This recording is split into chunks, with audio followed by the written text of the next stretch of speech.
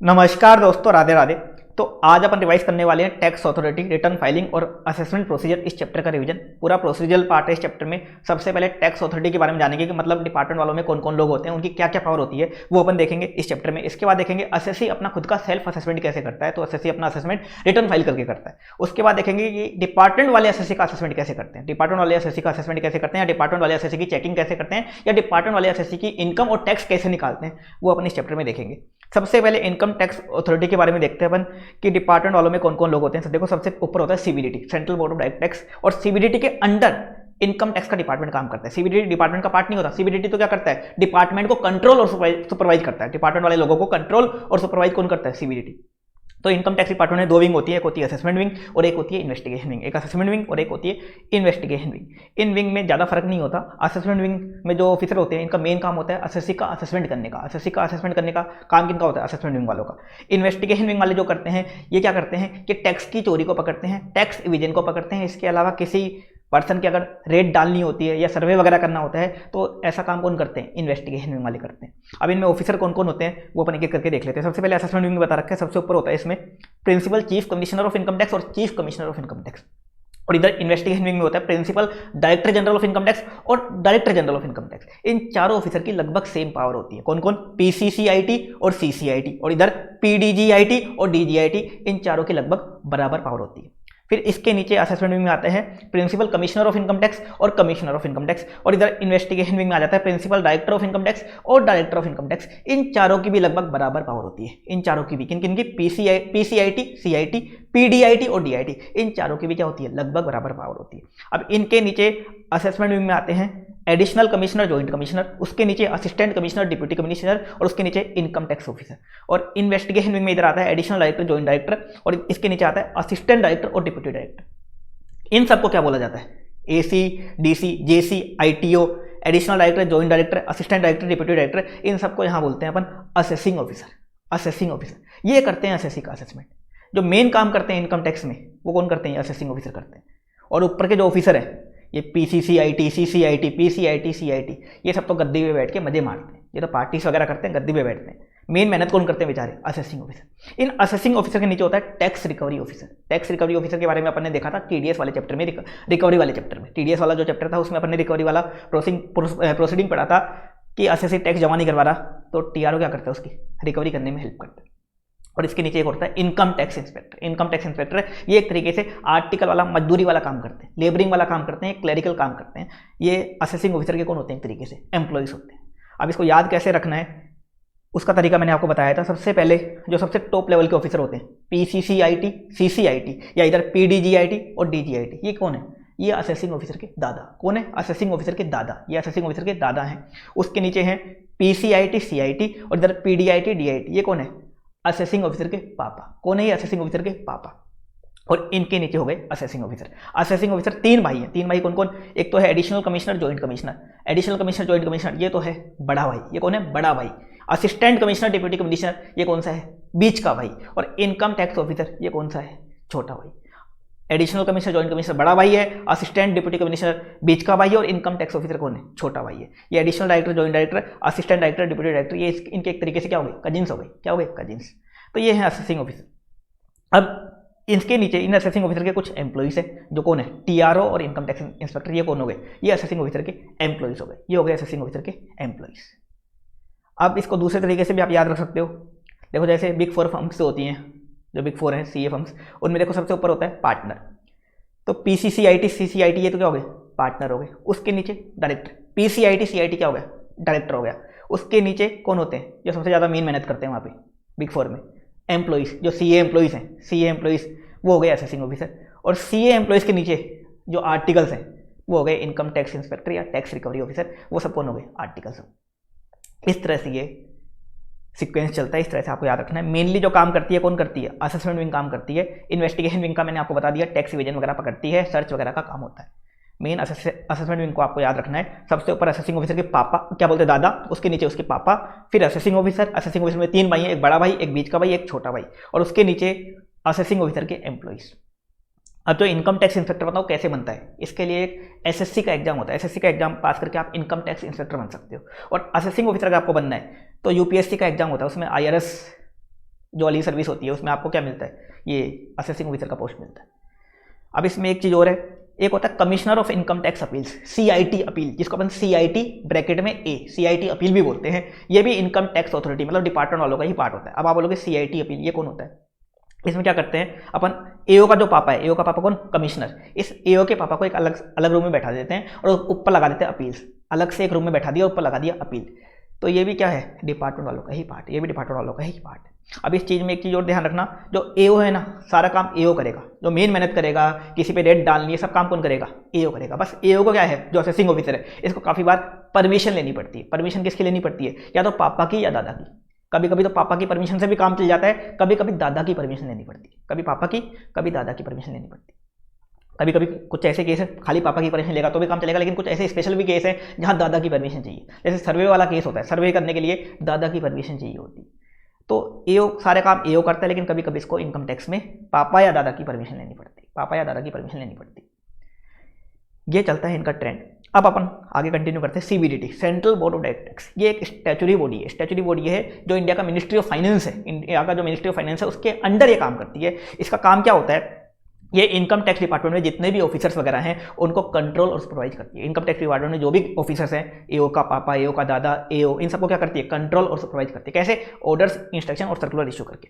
अब CBDT के पास एक पावर और दे रखी है, ये किसी भी SSC को इनकम टैक्स एक्ट में जेन्युइन रीजन है, अगर SSC के पास कोई जेन्युइन रीजन है तो उसको रिलीफ दे सकती है। रिलीफ कैसे दे सकती है, कौन कौन से सेक्शन में दे सकती है, काफ़ी सारे सेक्शन में दे सकती है। जैसे सेक्शन 139 में अगर किसी SSC ने मान लो लेट रिटर्न फाइल करी है तो उसके डिले को कंडोन कर सकती है अगर जेन्युइन रीजन है तो। ऐसे ही 2011A में कि इंटरेस्ट ऑन लेट डिडक्शन या इंटरेस्ट ऑन नॉन डिडक्शन, उसका रिलीफ दे सकती है। इसके अलावा 234A-BC में जो इंटरेस्ट लगता है उससे रिलीफ दे सकती है। इसके अलावा 234E में जो फीस वगैरह लगती हैं उन सबसे रिलीफ दे सकती है CBDT चाहे तो।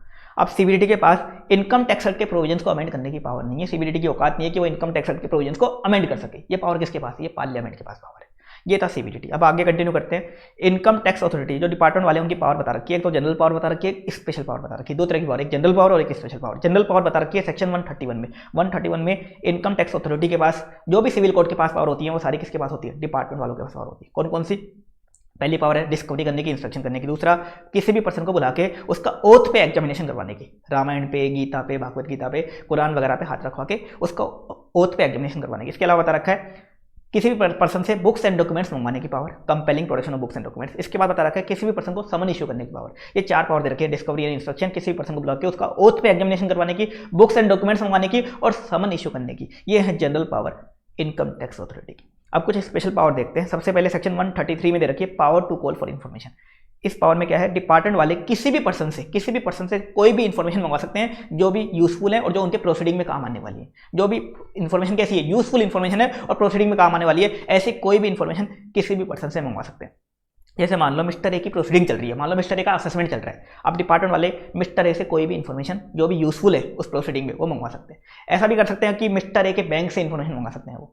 ऐसा भी कर सकते हैं मिस्टर ए मान लो एक फर्म है RSA, उस पर पार्टनर है तो उस पार्टनरशिप फर्म से भी मिस्टर ए की इंफॉर्मेशन मंगवाई जा सकती है। मान लो मिस्टर ए कंपनी में डायरेक्टर है तो उस कंपनी से भी मिस्टर ए की इंफॉर्मेशन मंगवाई जा सकती है। लेकिन यहाँ पे बात क्या है, यूजफुल इंफॉर्मेशन मंगवा सकते हैं, आलतू फालतू इंफॉर्मेशन नहीं मंगवा सकते। जैसे मैं एक एग्जांपल दूँ, मान लो असेसिंग ऑफिसर ने मिस्टर ए की वाइफ को मार्केट में देख लिया था, मिस्टर ए की वाइफ उसको पसंद आ गई। किसको, असेसिंग ऑफिसर को मिस्टर ए की वाइफ पसंद आ गई। अब असेसिंग ऑफिसर अपनी पावर का नाजायज फायदा उठा के क्या करता है, मिस्टर ए से बोलता है कि तू अपनी वाइफ का इंस्टाग्राम अकाउंट की डिटेल सेंड कर, इंस्टाग्राम अकाउंट की यूजर ID वगैरह मुझे बता, अपनी वाइफ का व्हाट्सअप नंबर मुझे दे। ऐसा काम नहीं कर सकते। कौन सी इंफॉर्मेशन मंगा सकते हैं, जो यूजफुल इंफॉर्मेशन है, जो प्रोसीडिंग में काम आने वाली है, वो इंफॉर्मेशन यहाँ वो मंगवा सकते हैं। आगे बता रखा है अगर मान लो किसी SSC की प्रोसीडिंग चली नहीं रही, मतलब किसी SSC का मान लो असेसमेंट वगैरह चली नहीं रहा, तो भी इन्फॉर्मेशन मंगवा सकते हैं। हाँ मंगवा सकते हैं, लेकिन इसमें एक कंडीशन है। अगर कोई ऑफिसर है जो कमिश्नर से छोटे लेवल का है, मतलब AO का पापा है, पापा से छोटे लेवल का है, मतलब AO इन्फॉर्मेशन मंगा रहा है, तो उसको अपने पापा की परमिशन लेनी पड़ेगी। किसकी परमिशन लेनी पड़ेगी, पापा की परमिशन लेनी पड़ेगी, पापा की परमिशन लेनी पड़ेगी। इसके बाद बता रखा है power of survey section 133A।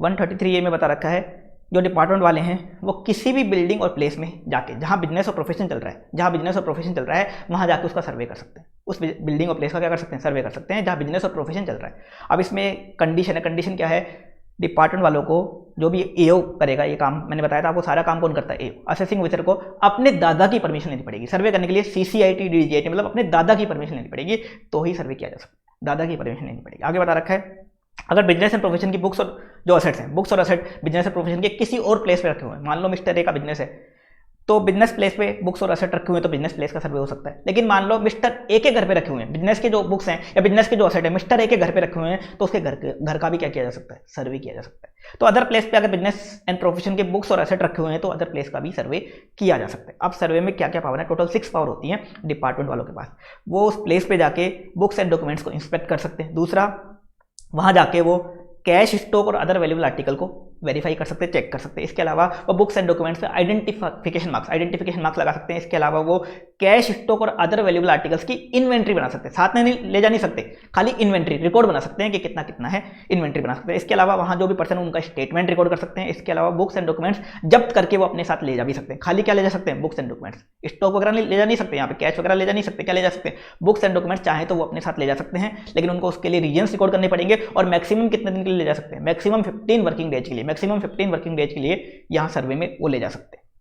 अब सर्वे में एंट्री रेस्ट्रिक्शन होती है, मतलब एंट्री लेने की वहाँ रेस्ट्रिक्शन होती है सर्वे में। तो एंट्री किस प्लेस पे किस टाइम पे ली जाएगी, तो बिजनेस एंड प्रोफेशन वाला केस है, मतलब वो प्लेस है जहाँ बिजनेस एंड प्रोफेशन चल रहा है, तो बिजनेस एंड प्रोफेशन वाला प्लेस है तो बिजनेस आवर्स में एंट्री ले सकते हैं। बिजनेस आवर्स अगर सुबह 9 AM टू रात के 9 PM तक है तो उस पीरियड में अपन एंट्री ले सकते हैं। मान लो बिजनेस आवर्स है 2 PM टू 2 AM, तो उस पीरियड के बीच में कहीं भी कभी भी वो एंट्री ले सकते हैं बिजनेस एंड प्रोफेशन के प्लेस में। बिजनेस आवर्स में एंट्री ले सकते हैं, लेकिन अदर प्लेस में आफ्टर सनराइज बिफोर सनसेट, अगर वो किसी और प्लेस में एंट्री लेना चाहते हैं तो आफ्टर सनराइज ले सकते हैं, बट बिफोर सनसेट एंट्री ले सकते हैं।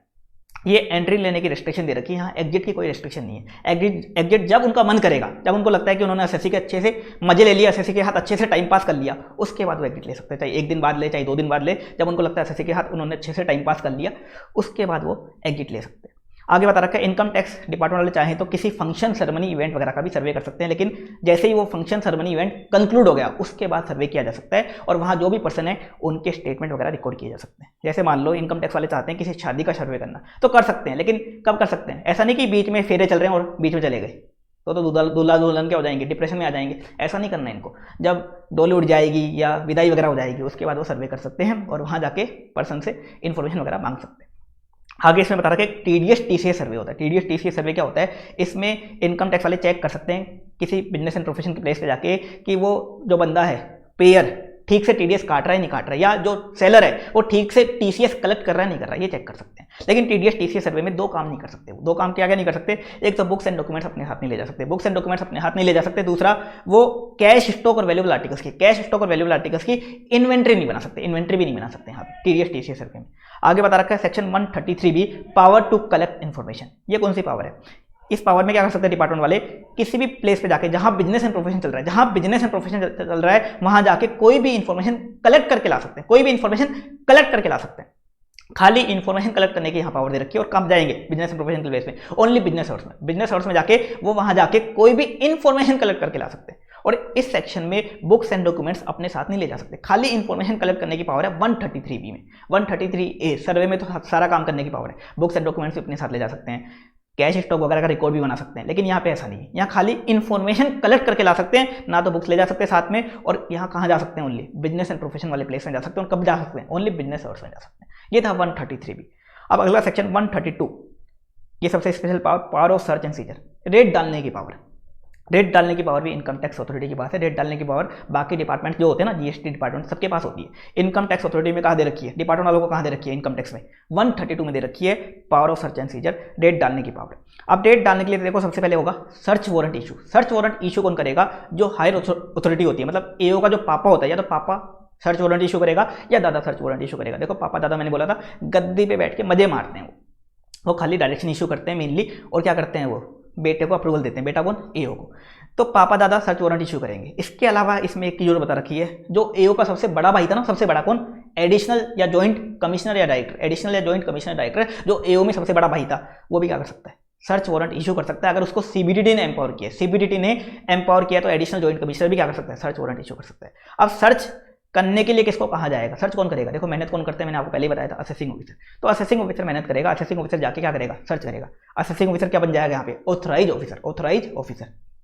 अब सर्च कब ऑथराइज की जाएगी? अगर डिपार्टमेंट वालों के पास रीजन टू बिलीव है। रीजन टू बिलीव मतलब स्ट्रॉन्ग रीजन है। क्या स्ट्रॉन्ग रीजन है? पहला केस है, अगर किसी पर्सन को नोटिस इशू किया गया 142(1) वाला, 142(1) वाला कौन सा नोटिस आएगा अपन देखेंगे आगे जाके। आरबीआई का एक नोटिस आता है, return books and information, RBI वाला, शॉर्ट फॉर्म में बताया था मैंने, रिटर्न बुक्स एंड इन्फॉर्मेशन वाला। तो 142(1) वाला नोटिस इशू किया गया किसी पर्सन को, या 131 का समन इशू किया गया और उससे बुक्स एंड डॉक्यूमेंट्स मंगवाए गए। उससे क्या मंगवाए गए? बुक्स एंड डॉक्यूमेंट्स मंगाए गए और उस एसएससी ने बुक्स एंड डॉक्यूमेंट्स सबमिट नहीं किए। पहला केस। दूसरा, डिपार्टमेंट वालों के पास स्ट्रॉन्ग रीजन है कि किसी पर्सन को अगर 142(1) वाला नोटिस इशू किया जाएगा या 131 वाला समन इशू किया जाएगा और उससे बुक्स एंड डॉक्यूमेंट्स मंगवाए जाएंगे, लेकिन वो निकम्मा पर्सन है, वो नाकारा पर्सन है, वो बुक्स एंड डॉक्यूमेंट्स सबमिट नहीं करेगा। ये दूसरा केस। तीसरा केस, किसी पर्सन के पास काफी सारा मनी, बुलियन, ज्वेलरी वगैरह या अदर वैल्यूएबल आर्टिकल रखे हुए हैं और उस पर्सन ने उसको अपनी इनकम में डिस्क्लोज नहीं किया, मतलब वो उसकी कैसी इनकम है? अनडिस्क्लोज इनकम है, ब्लैक मनी है, ऐसा पता चल जाता है इनकम टैक्स वालों को, या ऐसा स्ट्रॉन्ग रीजन है इनकम टैक्स वालों के पास। या किसी पर्सन के पास मनी, बुलियन, ज्वेलरी या अदर वैल्यूएबल आर्टिकल रखे हुए हैं और वो आगे जाके उनको अपनी इनकम में डिस्क्लोज नहीं करेगा, वो चोर पर्सन है, इनकम टैक्स डिपार्टमेंट वालों के पास उसका रिकॉर्ड बिल्कुल खराब है, वो चोर पर्सन है, वो आगे जाकर उनको डिस्क्लोज नहीं करेगा। तो ऐसे लोगों पे क्या की जा सकती है? सर्च की जा सकती है। अब सर्च के केस में क्या क्या पावर होती है? सर्च के केस में काफी खतरनाक पावर होती है। क्या क्या? पहली पावर, डिपार्टमेंट वाले किसी भी building, place, vessel, vehicle, aircraft, किसी भी building, place, vessel, vehicle, aircraft में जाके वहां जाके सर्च कर सकते हैं, जहां भी उनको लगता है कि बुक्स और मनी रखी हुई है, जहां भी बुक्स और मनी रखी हुई है वहां जाके वो सर्च कर सकते हैं। दूसरा, वहां जाके वो किसी भी डोर, बॉक्स, लॉकर का, मतलब किसी दरवाजे, बॉक्स और लॉकर का लॉक तोड़ सकते हैं अगर की अवेलेबल नहीं है तो। तीसरा, वहां जो भी पर्सन है उन सबका सर्च कर सकते हैं। इसके अलावा अगर बुक्स इलेक्ट्रॉनिक फॉर्म में है तो वो पासवर्ड मांग सकते हो, लास्ट बता रखा है। इस सर्च वाले केस में, रेड वाले केस में, वो books and documents, money, Boolean, jewellery जो भी सर्च में मिलता है उनको सीज करके अपने साथ ले जा भी सकते हैं। सीज करके मतलब बुक्स भी ले जा सकते हैं, मनी भी ले जा सकते हैं, बुलियन, ज्वेलरी वगैरह जो भी मिलता है सर्च में, जो भी सर्च में मिलता है सबका सब ले जा सकते हैं, खाली स्टॉक को छोड़ के। स्टॉक को सीज नहीं कर सकते क्योंकि स्टॉक को सीज कर दिया तो बेचारे एसएससी का बिजनेस बंद हो जाएगा। तो स्टॉक के अलावा सब चीजें वो अपने साथ सीज करके अपने साथ ले जा सकते हैं। इसको अपन बोलते हैं फिजिकल सीजर। अब एक होता है स्पेशल सीजर। ये स्पेशल सीजर दो तरह का होता है, एक होता है डीम्ड कंस्ट्रक्टिव सीजर और एक होता है प्रोहिबिटरी ऑर्डर और ऑर्डर ऑफ रिस्ट्रेंट। कभी कभी क्या होता है, बुक्स वगैरह को या असेट्स वगैरह, जो असेट्स वगैरह मिले, मनी, बुलियन वगैरह मिला, उनको साथ ले जाना पॉसिबल नहीं हो पाता। क्यों नहीं हो पाता? दो कारण है। पहला तो उनका वॉल्यूम वेट नेचर के कारण पॉसिबल नहीं हो पाता। वॉल्यूम वेट नेचर के कारण कैसे? मान लो किसी एसएससी के काफी सारे बुक्स मिल गई, बुक्स का भंडार मिल गया, 4 ऑफिसर सर्च करने आए थे, उनको साथ में इतनी सारी बुक्स ले जाना उनके साथ उनके लिए पॉसिबल नहीं हो पा रहा। तो क्या कर देंगे? वो डीम्ड या कंस्ट्रक्टिव सीजर कर देंगे। दूसरा केस, मान लो एसएससी के घर में एक वैल्यूएबल मशीन मिली, लेकिन वो काफ़ी भारी है, वैल्यूएबल मशीन मिली काफ़ी भारी है, वेट के कारण अब इनकम टैक्स वाले उसको अपने साथ ले जा नहीं सकते, वो क्या कर देंगे? डीम्ड या कंस्ट्रक्टिव सीजर कर देंगे। तीसरा, उस असेट का नेचर ही ऐसा है, नेचर मतलब मान लो एसएससी के घर पे कोई बॉम्ब मिल गया, कोई बारूद मिल गया, आरडीएक्स मिल गया, तो डिपार्टमेंट वालों को डर लग रहा है कि अगर ये साथ में ले गए तो फट जाएगा, तो ऐसे केस में क्या कर देंगे? वो डीम्ड या कंस्ट्रक्टिव सीजर कर देंगे। इसके अलावा prohibitory order, order of restraint, ये क्या होता है? कभी कभी कोई अदर रीजन के कारण डिपार्टमेंट वाले उस असेट को अपने साथ ले जा नहीं पाते। कैसे नहीं ले जा पाते? मान लो मिस्टर ए के घर पे सर्च हुई, अब मिस्टर ए के घर पे सर्च हुई तो उसकी वाइफ ने एक सोने का मंगलसूत्र पहन रखा था, सोने की चूड़ियां पहन रखी थी। अब सर्च के केस में क्या माना जाता है? जो भी है सब मिस्टर ए का है, लेकिन उसकी वाइफ बोलती है ये मंगलसूत्र तो मैं नहीं दूंगी और ये चूड़ियां तो मैं नहीं दूंगी, ये तो मेरे सुहाग की निशानी है, ये तो मैं मायके से लेके आई थी, तो मना कर देती देने से। तो ऐसे केस में वो क्या कर देंगे? प्रोहिबिटरी ऑर्डर या ऑर्डर ऑफ रिस्ट्रेंट पास कर देंगे। अब आप बोलोगे डीम्ड कंस्ट्रक्टिव सीजर या प्रोहिबिटरी ऑर्डर या ऑर्डर ऑफ रिस्ट्रेंट ये है क्या? इसमें डिपार्टमेंट वाले क्या बोल देंगे? उस ओनर को बोल देंगे कि जब तक हम ना बोले आप इस असेट के हाथ कुछ डील मत करना, वो उसको सीज कर देंगे और बोलेंगे जब तक हम ना बोले आप इस असेट के हाथ कुछ भी डील मत करना, कुछ भी डील मत करना। ऐसा नहीं कि इसको बेच दो आप, ऐसा कुछ नहीं करना, ऐसा डिपार्टमेंट वाले आपको ऑर्डर दे देंगे। इसके बाद सर्च के केस में कुछ प्रिजम्पशन, कुछ स्ट्रॉन्ग अजम्पशन ली जाती है। क्या प्रिजम्पशन ली जाती है? कि जो भी बुक्स मिली, जो भी मनी, बुलियन, ज्वेलरी वगैरह मिली, बुक्स, मनी, बुलियन, ज्वेलरी जो भी मिली, जिस पर्सन की मिली वो उसी पर्सन की। अगर मिस्टर ए की मिली तो सारी की सारी किसकी मानी जाती है? मिस्टर ए की मानी जाती है। दूसरा, बुक्स एंड डॉक्यूमेंट्स से जो भी कंटेंट लिखा हुआ है, जो भी चीज लिखी हुई है, जो भी चीजें लिखी हुई है डॉक्यूमेंट्स में, बुक्स एंड डॉक्यूमेंट्स में, सबका सब क्या है? सबका सब ट्रू है। इसके अलावा बुक्स एंड डॉक्यूमेंट्स में जो भी सिग्नेचर हो रखे हैं, जिस भी हैंडराइटिंग के लग रहे हैं, वहां जो भी पर्सन जिसकी भी हैंडराइटिंग के लग रहे हैं या जिसकी सिग्नेचर लग रहे हैं वो उसी पर्सन के मान लिए जाते हैं।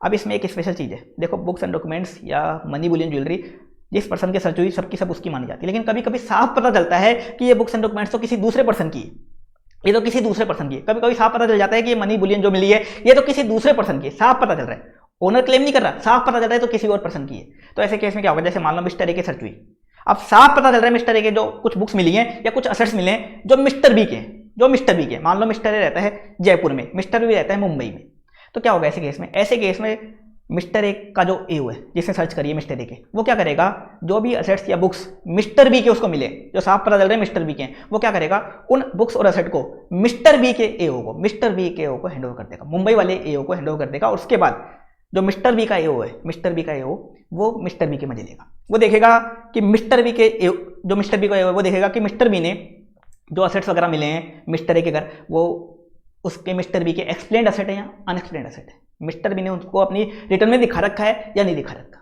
अगर दिखा रखा है तो ठीक है, उसको लौटा देगा, नहीं दिखा रखा तो फिर मिस्टर बी का एओ क्या करेगा, मिस्टर बी के मजे लेगा। फिर वो मिस्टर बी के ऊपर वही सर्च का असेसमेंट जो मिस्टर ए के चल रहा है, सेम टू सेम वही काम मिस्टर बी के करेगा। और कब तक हैंड ओवर करने पड़ेंगे मिस्टर ए के एओ को, मिस्टर बी के एओ को कब तक हैंड ओवर करने पड़ेंगे, 60 डेज के अंदर, 60 डेज के अंदर हैंड ओवर करने पड़ेंगे। तो ये था सर्च के केस में कुछ अजम्पशन नहीं जाती है कि जो भी मिला सबका सब जिस पर्सन के सर्च हुई उसका है। बुक्स एंड डॉक्यूमेंट्स में जो भी कंटेंट है सारा का सारा ट्रू है, जो भी सिग्नेचर हैंडराइटिंग जिसकी लग रही है उसकी मान ली जाती है। लेकिन इसमें एक केस है कि बुक्स एंड डॉक्यूमेंट्स या असेट्स अगर साफ पता चल रहा है कि किसी और पर्सन के साफ पता चल रहा है, तो मिस्टर ए का एओ जिसकी सर्च हुई है वो क्या करेगा, जिस और पर्सन के असेट लग रहे हैं उस पर्सन के एओ को वो असेट या बुक्स हैंड ओवर कर देगा। और उसके बाद जिस पर्सन के वो लग रहे थे उस असेट्स वगैरह के साथ उस पर्सन का एओ अपने आप डील कर लेगा। ये था केस सर्च का। अब इसमें आगे दे रखा है एक रिक्विजिशन, सेक्शन 132A की रिक्विजिशन। ये क्या बोलती है, अगर मान लो सर्च किसी और अथॉरिटी ने करी है, मान लो सर्च जीएसटी डिपार्टमेंट ने करी है, या मान लो क्या बोलते हैं सेबी ने करी है, या सर्च मान लो फेमा ने करी है, या मान लो सर्च एनडीपीएस जो नार्कोटिक्स डिपार्टमेंट होता है उन्होंने करी है। तो सर्च किसी और डिपार्टमेंट ने करी है। जैसे अभी एक केस हुआ था यूपी में, पीयूष जैन की सर्च करी थी, किसने सर्च करी थी, जीएसटी डिपार्टमेंट ने सर्च करी थी।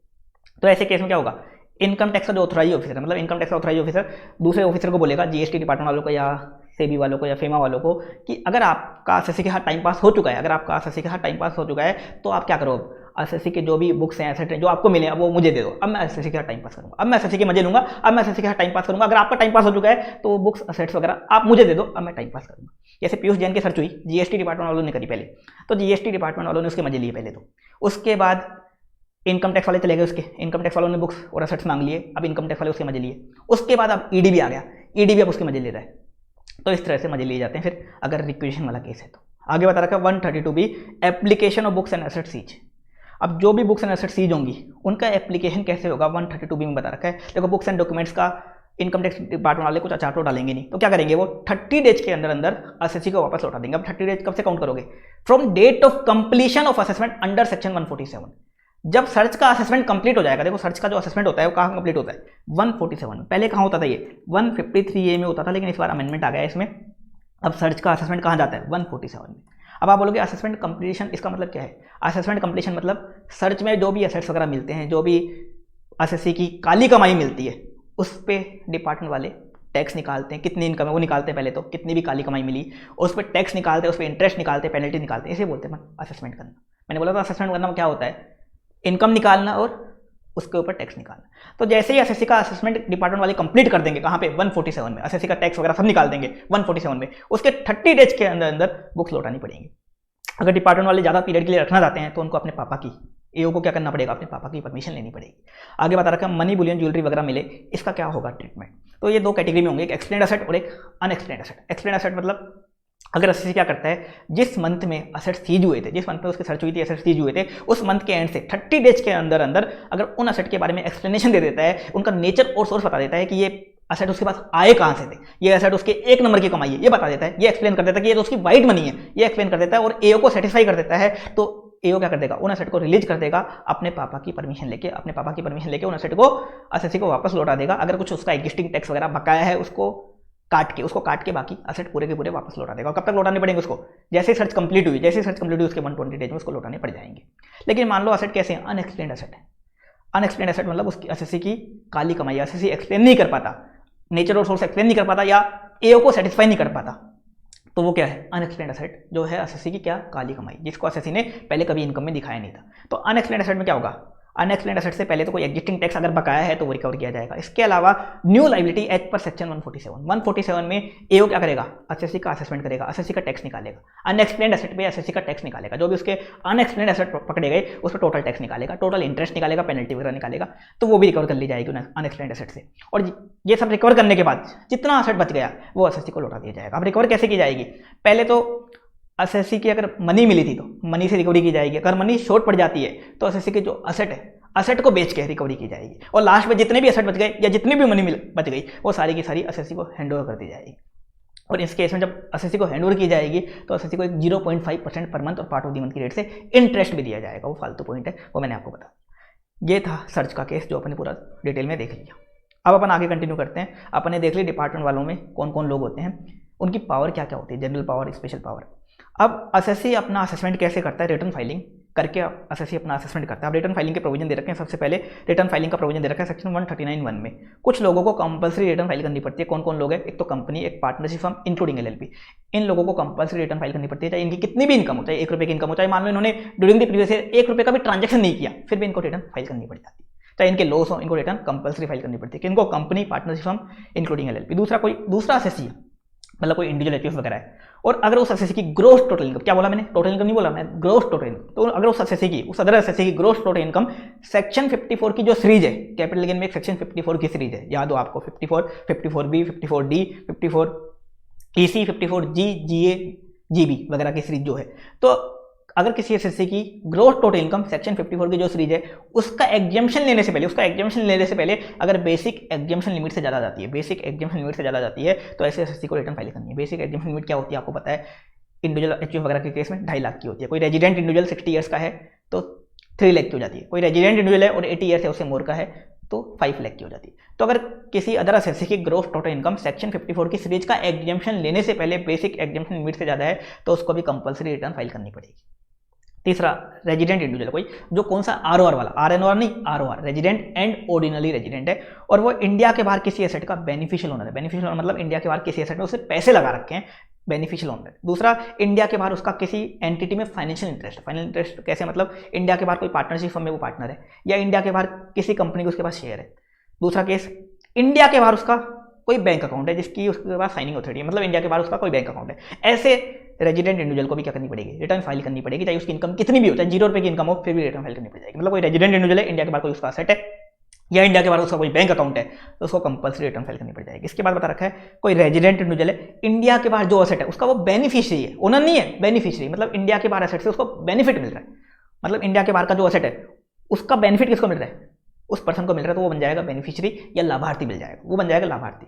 तो अगर इंडिया के बाहर का असेट का वो लाभार्थी है तो उस लाभार्थी को भी कंपलसरी रिटर्न फाइल करनी पड़ जाएगी। लेकिन इसमें एक छूट दे दी, अगर मान लो बेनिफिशियल ओनर ने उस असेट के रिगार्डिंग जो भी इनकम थी, उस असेट के रिगार्डिंग इंडिया के बाहर वाले असेट के रिगार्डिंग जो भी इनकम थी, बेनिफिशियल ओनर ने अपनी रिटर्न में दिखा दी वो इनकम और अपनी रिटर्न फाइल कर दी, तो बेनिफिशियरी को रिटर्न फाइल करने की जरूरत नहीं। इसके बाद बता रखे हैं, कुछ पर्सन बता रखे हैं, चाहे इन पर्सन की इनकम कितनी भी हो, चाहे 0, मान लो जीटे इनकी 0 है, फिर भी इनको रिटर्न फाइल करनी पड़ेगी। कौन कौन पर्सन बता रखे हैं, कोई ऐसा पर्सन है जिसने बैंक या कोऑपरेटिव बैंक में उस पर्सन के जितने भी करंट अकाउंट है उन सब में मिला के 1 करोड़ से ज़्यादा डिपॉजिट करवाए हैं, उस पर्सन को कंपलसरी रिटर्न फाइल करनी पड़ जाएगी। इसके अलावा कोई ऐसा पर्सन है जिसका फॉरेन ट्रैवल का खर्चा पूरे साल का 2 लाख से ज़्यादा का है, या तो खुद के ऊपर या किसी और पर्सन के ऊपर फॉरेन ट्रैवल का खर्चा कितना है, 2 लाख से ज़्यादा का, मोर देन 2 लाख है, उसको कंपलसरी रिटर्न फाइल करनी पड़ जाएगी। इसके अलावा अगर किसी पर्सन का इलेक्ट्रिसिटी का खर्चा, इलेक्ट्रिसिटी का बिल कितना है पूरे साल का, 1 लाख से ज़्यादा का है, 1 लाख से ज़्यादा का, उसको भी कंपलसरी रिटर्न फाइल करनी पड़ जाएगी। आगे बता रखा है कुछ अदर एंटिटी का। पहले ट्रस्ट को 139(4) में रिटर्न फाइल करनी पड़ जाएगी अगर ट्रस्ट की जो टोटल इनकम है सेक्शन 11 का एग्जेम्पशन लेने से पहले बेसिक एग्जेम्पशन लिमिट से ज़्यादा जाती है। देखो ट्रस्ट क्या होता है, वैसे तो अदर एसएससी में कवर होता है, ट्रस्ट क्या होता है, अदर एसएससी में कवर होता है। अदर एसएससी को कब रिटर्न फाइल करनी पड़ती है, अगर जीटीआई बेसिक एग्जेम्पशन लिमिट से ज़्यादा है। अब देखो ट्रस्ट जो होते हैं, ट्रस्ट वगैरह जो चैरिटेबल ट्रस्ट वगैरह होते हैं, ये एग्जेम्पशन कहाँ लेते हैं, सेक्शन 11 में लेते हैं। जैसे मान लो ट्रस्ट की इनकम है 50 लाख, सेक्शन 11 में 15% का इनको स्टैंडर्ड डिडक्शन मिल जाता है, 85% में जितना अप्लाई कर लिया उतना मिल जाता है। मान लो ट्रस्ट ने सारा अप्लाई कर दिया, तो 50 लाख में से 50 लाख की इनकम थी, 50 लाख का एग्जेम्पशन ले लिया सेक्शन 11 में, इनकी जीटीआई कितनी है, 0 आ गई।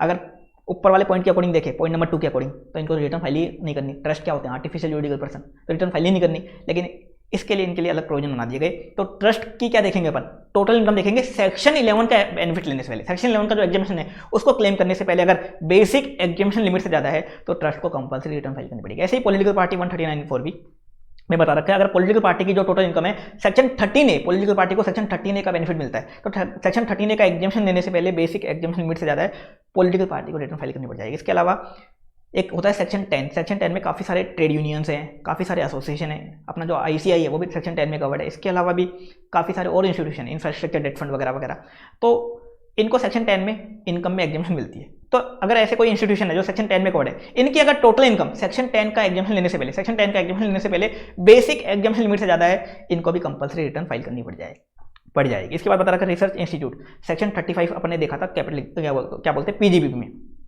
कि कोई एसएससी अगर किसी रिसर्च इंस्टीट्यूट में साइंटिफिक रिसर्च वगैरह के लिए पैसा देता है तो उस एसएससी को डिडक्शन मिलती है। अब वो साइंटिफिक रिसर्च जो इंस्टीट्यूट होते हैं, जो अप्रूव्ड इंस्टीट्यूट होते हैं, उन अप्रूव्ड इंस्टीट्यूट जिनको डोनेशन मिलती है उनको भी कंपल्सरी क्या करनी पड़ेगी, रिटर्न फाइल करनी पड़ेगी। सेक्शन 149(40) में उनको मैंडेटरी रिटर्न फाइल करनी पड़ेगी, चाहे कितनी भी इनकम हो, मैंडेटरी क्या करनी पड़ेगी, रिटर्न फाइल करनी पड़ेगी। इसके अलावा बिजनेस ट्रस्ट, इन्वेस्टमेंट फंड, ये अपन ऑलरेडी देख चुके, बिजनेस ट्रस्ट को मैंडेटरी रिटर्न फाइल करनी पड़ती है, इन्वेस्टमेंट फंड को भी मैंडेटरी रिटर्न फाइल करनी पड़ती है। ये थे जिन एसएससी को रिटर्न फाइल करनी पड़ती है। क्या क्या है एक बार फिर से देख लो, एक कंपनी, एक पार्टनरशिप फर्म, एक इंक्लूडिंग एलएलपी, एक अदर एसएससी अगर उनकी ग्रोस टोटल इनकम सेक्शन 54 की जो सीरीज है उसका एग्जाम्शन लेने से पहले बेसिक एग्जाम्शन लिमिट से ज़्यादा जाती है, कंपल्सरी रिटर्न फाइल करनी पड़ेगी। इसके बाद कोई आरओआर है जो इंडिया के बाहर किसी एसेट का ओनर है, या तो या इंडिया के बाहर उसका कोई बैंक अकाउंट है, कंपल्सरी रिटर्न फाइल करनी पड़ जाएगी। इंडिया के बाहर कोई एसेट का कोई बेनिफिशियरी है, बेनिफिशियरी को भी क्या करनी पड़ जाएगी, कंपल्सरी रिटर्न फाइल करनी पड़ जाएगी। आगे बता रखा है कोई पर्सन है वो क्या करता है, जो भी उसके बैंक अकाउंट है उन सब में मिला के, सभी करंट अकाउंट में मिला के 1 करोड़ से ज़्यादा डिपॉजिट करवा देता है, कंपल्सरी रिटर्न फाइल करनी पड़ जाएगी। अगर कोई पर्सन फॉरेन ट्रैवल पे खर्चा करता है मोर देन 2 लाख का, कंपल्सरी रिटर्न फाइल करनी पड़ जाएगी। इसके अलावा अगर किसी पर्सन का इलेक्ट्रिसिटी का खर्चा जो है मोर देन 1 लाख का है, कंपल्सरी रिटर्न फाइल करनी पड़ जाएगी। इसके बाद trust, political party, trade unions वगैरह के केस में बता रखा है इनकी टोटल इनकम, इनके जो रेस्पेक्टिव सेक्शन है उनमें जो एग्जाम्शन दे रखी है उसका बेनिफिट लेने से पहले अगर इनकी इनकम बेसिक एग्जाम्शन लिमिट से ज़्यादा है, कंपल्सरी रिटर्न फाइल करनी पड़ जाएगी। इसके बाद रिसर्च इंस्टीट्यूट, बिजनेस ट्रस्ट और इन्वेस्टमेंट फंड, इनको तो मैंडेटरी रिटर्न फाइल करनी पड़ती है। अब रिटर्न फाइल करने की ड्यू डेट भी बता रखी है यहाँ पे 139(1) में। तो कोई एसएससी है जिसको ट्रांसफर प्राइसिंग की रिपोर्ट फर्निश करनी पड़ती है, मतलब किसी एसएससी पे अगर ट्रांसफर प्राइसिंग अप्लाई होता है या मान लो कोई फर्म है, उस फर्म के ऊपर ट्रांसफर प्राइसिंग अप्लाई होता है, तो उस फर्म के जो भी पार्टनर है इन सब के लिए ड्यू डेट क्या होगी, 30 नवंबर ऑफ असेसमेंट ईयर। पहला क्या केस, कोई एसएससी है जिसको ट्रांसफर प्राइसिंग की रिपोर्ट फर्निश करनी पड़ती है, मतलब जिसके ऊपर ट्रांसफर प्राइसिंग अप्लाई होता है, या कोई फर्म है उस फर्म के ऊपर ट्रांसफर प्राइसिंग का केस अप्लाई होता है, तो उस फर्म के जो भी पार्टनर है, ये इस बात नया एडिशन हुआ है, उस फर्म के जो भी पार्टनर है इन सब के लिए ड्यू डेट क्या होगी, 30 नवंबर ऑफ असेसमेंट ईयर। इसके बाद 3 एसएससी बता रखे हैं, तो कंपनी, दूसरा कोई ऐसा एसएससी जिसको इनकम टैक्स एक्ट में ऑडिट करवानी जरूरी है या किसी और लॉ में ऑडिट करवानी जरूरी है, जैसे एलएलपी को एलएलपी एक्ट में ऑडिट करवानी जरूरी है, जैसे कोऑपरेटिव सोसाइटी को कोऑपरेटिव सोसाइटीज एक्ट में ऑडिट करवानी जरूरी है, तो ऐसे एसएससी। इसके अलावा कोई फर्म है जिसकी ऑडिट हो रही है, जिसकी टैक्स ऑडिट हो रही है, तो उस फर्म के जो भी पार्टनर है इन सभी के लिए ड्यू डेट क्या है, 31 अक्टूबर ऑफ असेसमेंट ईयर। बाकी सभी अदर लोगों के लिए, जो भी बाकी नॉर्मल लोग बच गए उनके लिए 31 जुलाई ऑफ असेसमेंट ईयर, ये ड्यू डेट दे रखी है रिटर्न फाइलिंग की। इसके बाद बता रखा है लॉस रिटर्न सेक्शन 139(3). तो ये सेक्शन क्या बोलता है, अगर आपको कुछ लॉस कैरी फॉरवर्ड करने, करंट ईयर के कुछ लॉस अगर आपको कैरी फॉरवर्ड करने हैं तो आपको रिटर्न टाइम पे फाइल करनी पड़ेगी। जो ड्यू डेट 139(1) में बता रखी है वो रिटर्न आपको टाइम पे फाइल करनी पड़ेगी। ऐसा क्यों बोलता है, क्योंकि एक सेक्शन है सेक्शन 80, वो बीच में टांग अड़ाता है। सेक्शन 80 क्या बोलता है कि कुछ लॉस करंट ईयर के तभी कैरी फॉरवर्ड हो जाएंगे, तभी कैरी फॉरवर्ड आप कर पाओगे अगर आप रिटर्न टाइम पे फाइल करते हो। कौन कौन से लॉस की बात करता है, एक बिजनेस लॉस चाहे कोई सा भी हो, स्पेसिफाइड बिजनेस हो, चाहे स्पेकुलेशन बिजनेस हो, चाहे नॉर्मल बिजनेस हो। इसके अलावा एक कैपिटल हेड का लॉस, इसके अलावा loss from activity of owning and maintaining resource. In loss को आप कैरी फॉरवर्ड कब कर सकते हो, अगर रिटर्न टाइम पे फाइल करते हो। ये खाली कैरी फॉरवर्ड की बात करता है, सेट ऑफ तो आप कर सकते हो, चाहे रिटर्न लेट फाइल करो फिर भी कर दो, लेकिन कैरी फॉरवर्ड कब कर सकते हो, करंट ईयर के लॉस हैं, कैरी फॉरवर्ड करना चाहते हो तो रिटर्न टाइम पे फाइल करोगे तो ही कैरी फॉरवर्ड कर सकते हो। आगे बता रखा है हाउस प्रॉपर्टी का लॉस और अनअब्जॉर्ब्ड डेप्रिसिएशन, अगर आप रिटर्न लेट भी फाइल करते हो, हाउस प्रॉपर्टी लॉस और अनअब्जॉर्ब्ड डेप्रिसिएशन को आप कैरी फॉरवर्ड कर सकते हो, कोई दिक्कत नहीं। आगे बता रखा है अगर आप ऊपर वाले लॉस जो बता रखे हैं, बिजनेस लॉस, कैपिटल लॉस या loss from activity of owning and maintaining resource, इनको कैरी फॉरवर्ड करना चाहते हो, अगर आपने रिटर्न लेट फाइल करी है तो कर सकते हो। उसके लिए जेन्युइन रीजन होना चाहिए, कोई जेन्युइन रीजन होना चाहिए, और डिले के लिए आपको माफी मांगनी पड़ेगी, और डिले किससे कंडोन करवाना पड़ेगा, नीचे कुछ लोग बता रखे हैं। अगर आपका लॉस कितना था, ऊपर वाले जो लॉस थे अप टू ₹10 लाख थे, तो आपको कमिश्नर से माफी मांगनी पड़ेगी, कमिश्नर से डिले को कंडोन करवाना पड़ेगा, मतलब एओ के पापा से। 10 लाख से ज़्यादा थे, अप टू ₹50 लाख थे, तो एओ का जो दादा है, प्रिंसिपल चीफ कमिश्नर या चीफ कमिश्नर, उससे डिले कंडोन करवाना पड़ेगा, उससे माफी मांगनी पड़ेगी। और अगर आपके लॉस 50 लाख से ज़्यादा है तो फिर सीबीडीटी से सीधी माफी मांगनी पड़ेगी। ये लोग आपके डिले को कंडोन कर सकते हैं अगर आपके पास कोई जेन्युइन रीजन है तो कर सकते हैं। आगे आते हैं अपन बिलेटेड रिटर्न सेक्शन 139(4). अगर आपने रिटर्न ड्यू डेट तक फाइल नहीं करी तो आप रिटर्न लेट भी फाइल कर सकते हो। अब लेट कब तक फाइल कर सकते हो, देखो इसमें अमेंडमेंट आया। पहले क्या होता था, up to end of relevant assessment year के एंड तक फाइल कर सकते थे, लेकिन आप क्या है लेट रिटर्न कब तक फाइल कर सकते हो, 31 दिसंबर of assessment year, 31 December of assessment year तक आप फाइल कर सकते हो। और बिफोर कंप्लीशन ऑफ असेसमेंट। ये बिफोर कंप्लीशन ऑफ असेसमेंट कुछ काम का नहीं है, इतनी जल्दी किसी का असेसमेंट नहीं होता, प्रैक्टिकल लाइफ में कुछ काम का नहीं है। तो क्या याद रखना आपको, 31 दिसंबर ऑफ असेसमेंट ईयर तक आप चाहो तो लेट रिटर्न फाइल कर सकते हो। देखो लेट रिटर्न फाइल करोगे तो काफ़ी सारी दिक्कतें हो जाएंगी। दिक्कतें क्या हो जाएंगी, एक तो आपकी एक फीस लग जाएगी, लेट रिटर्न फाइल करने की जो फीस लगती है 234 अपना एच में।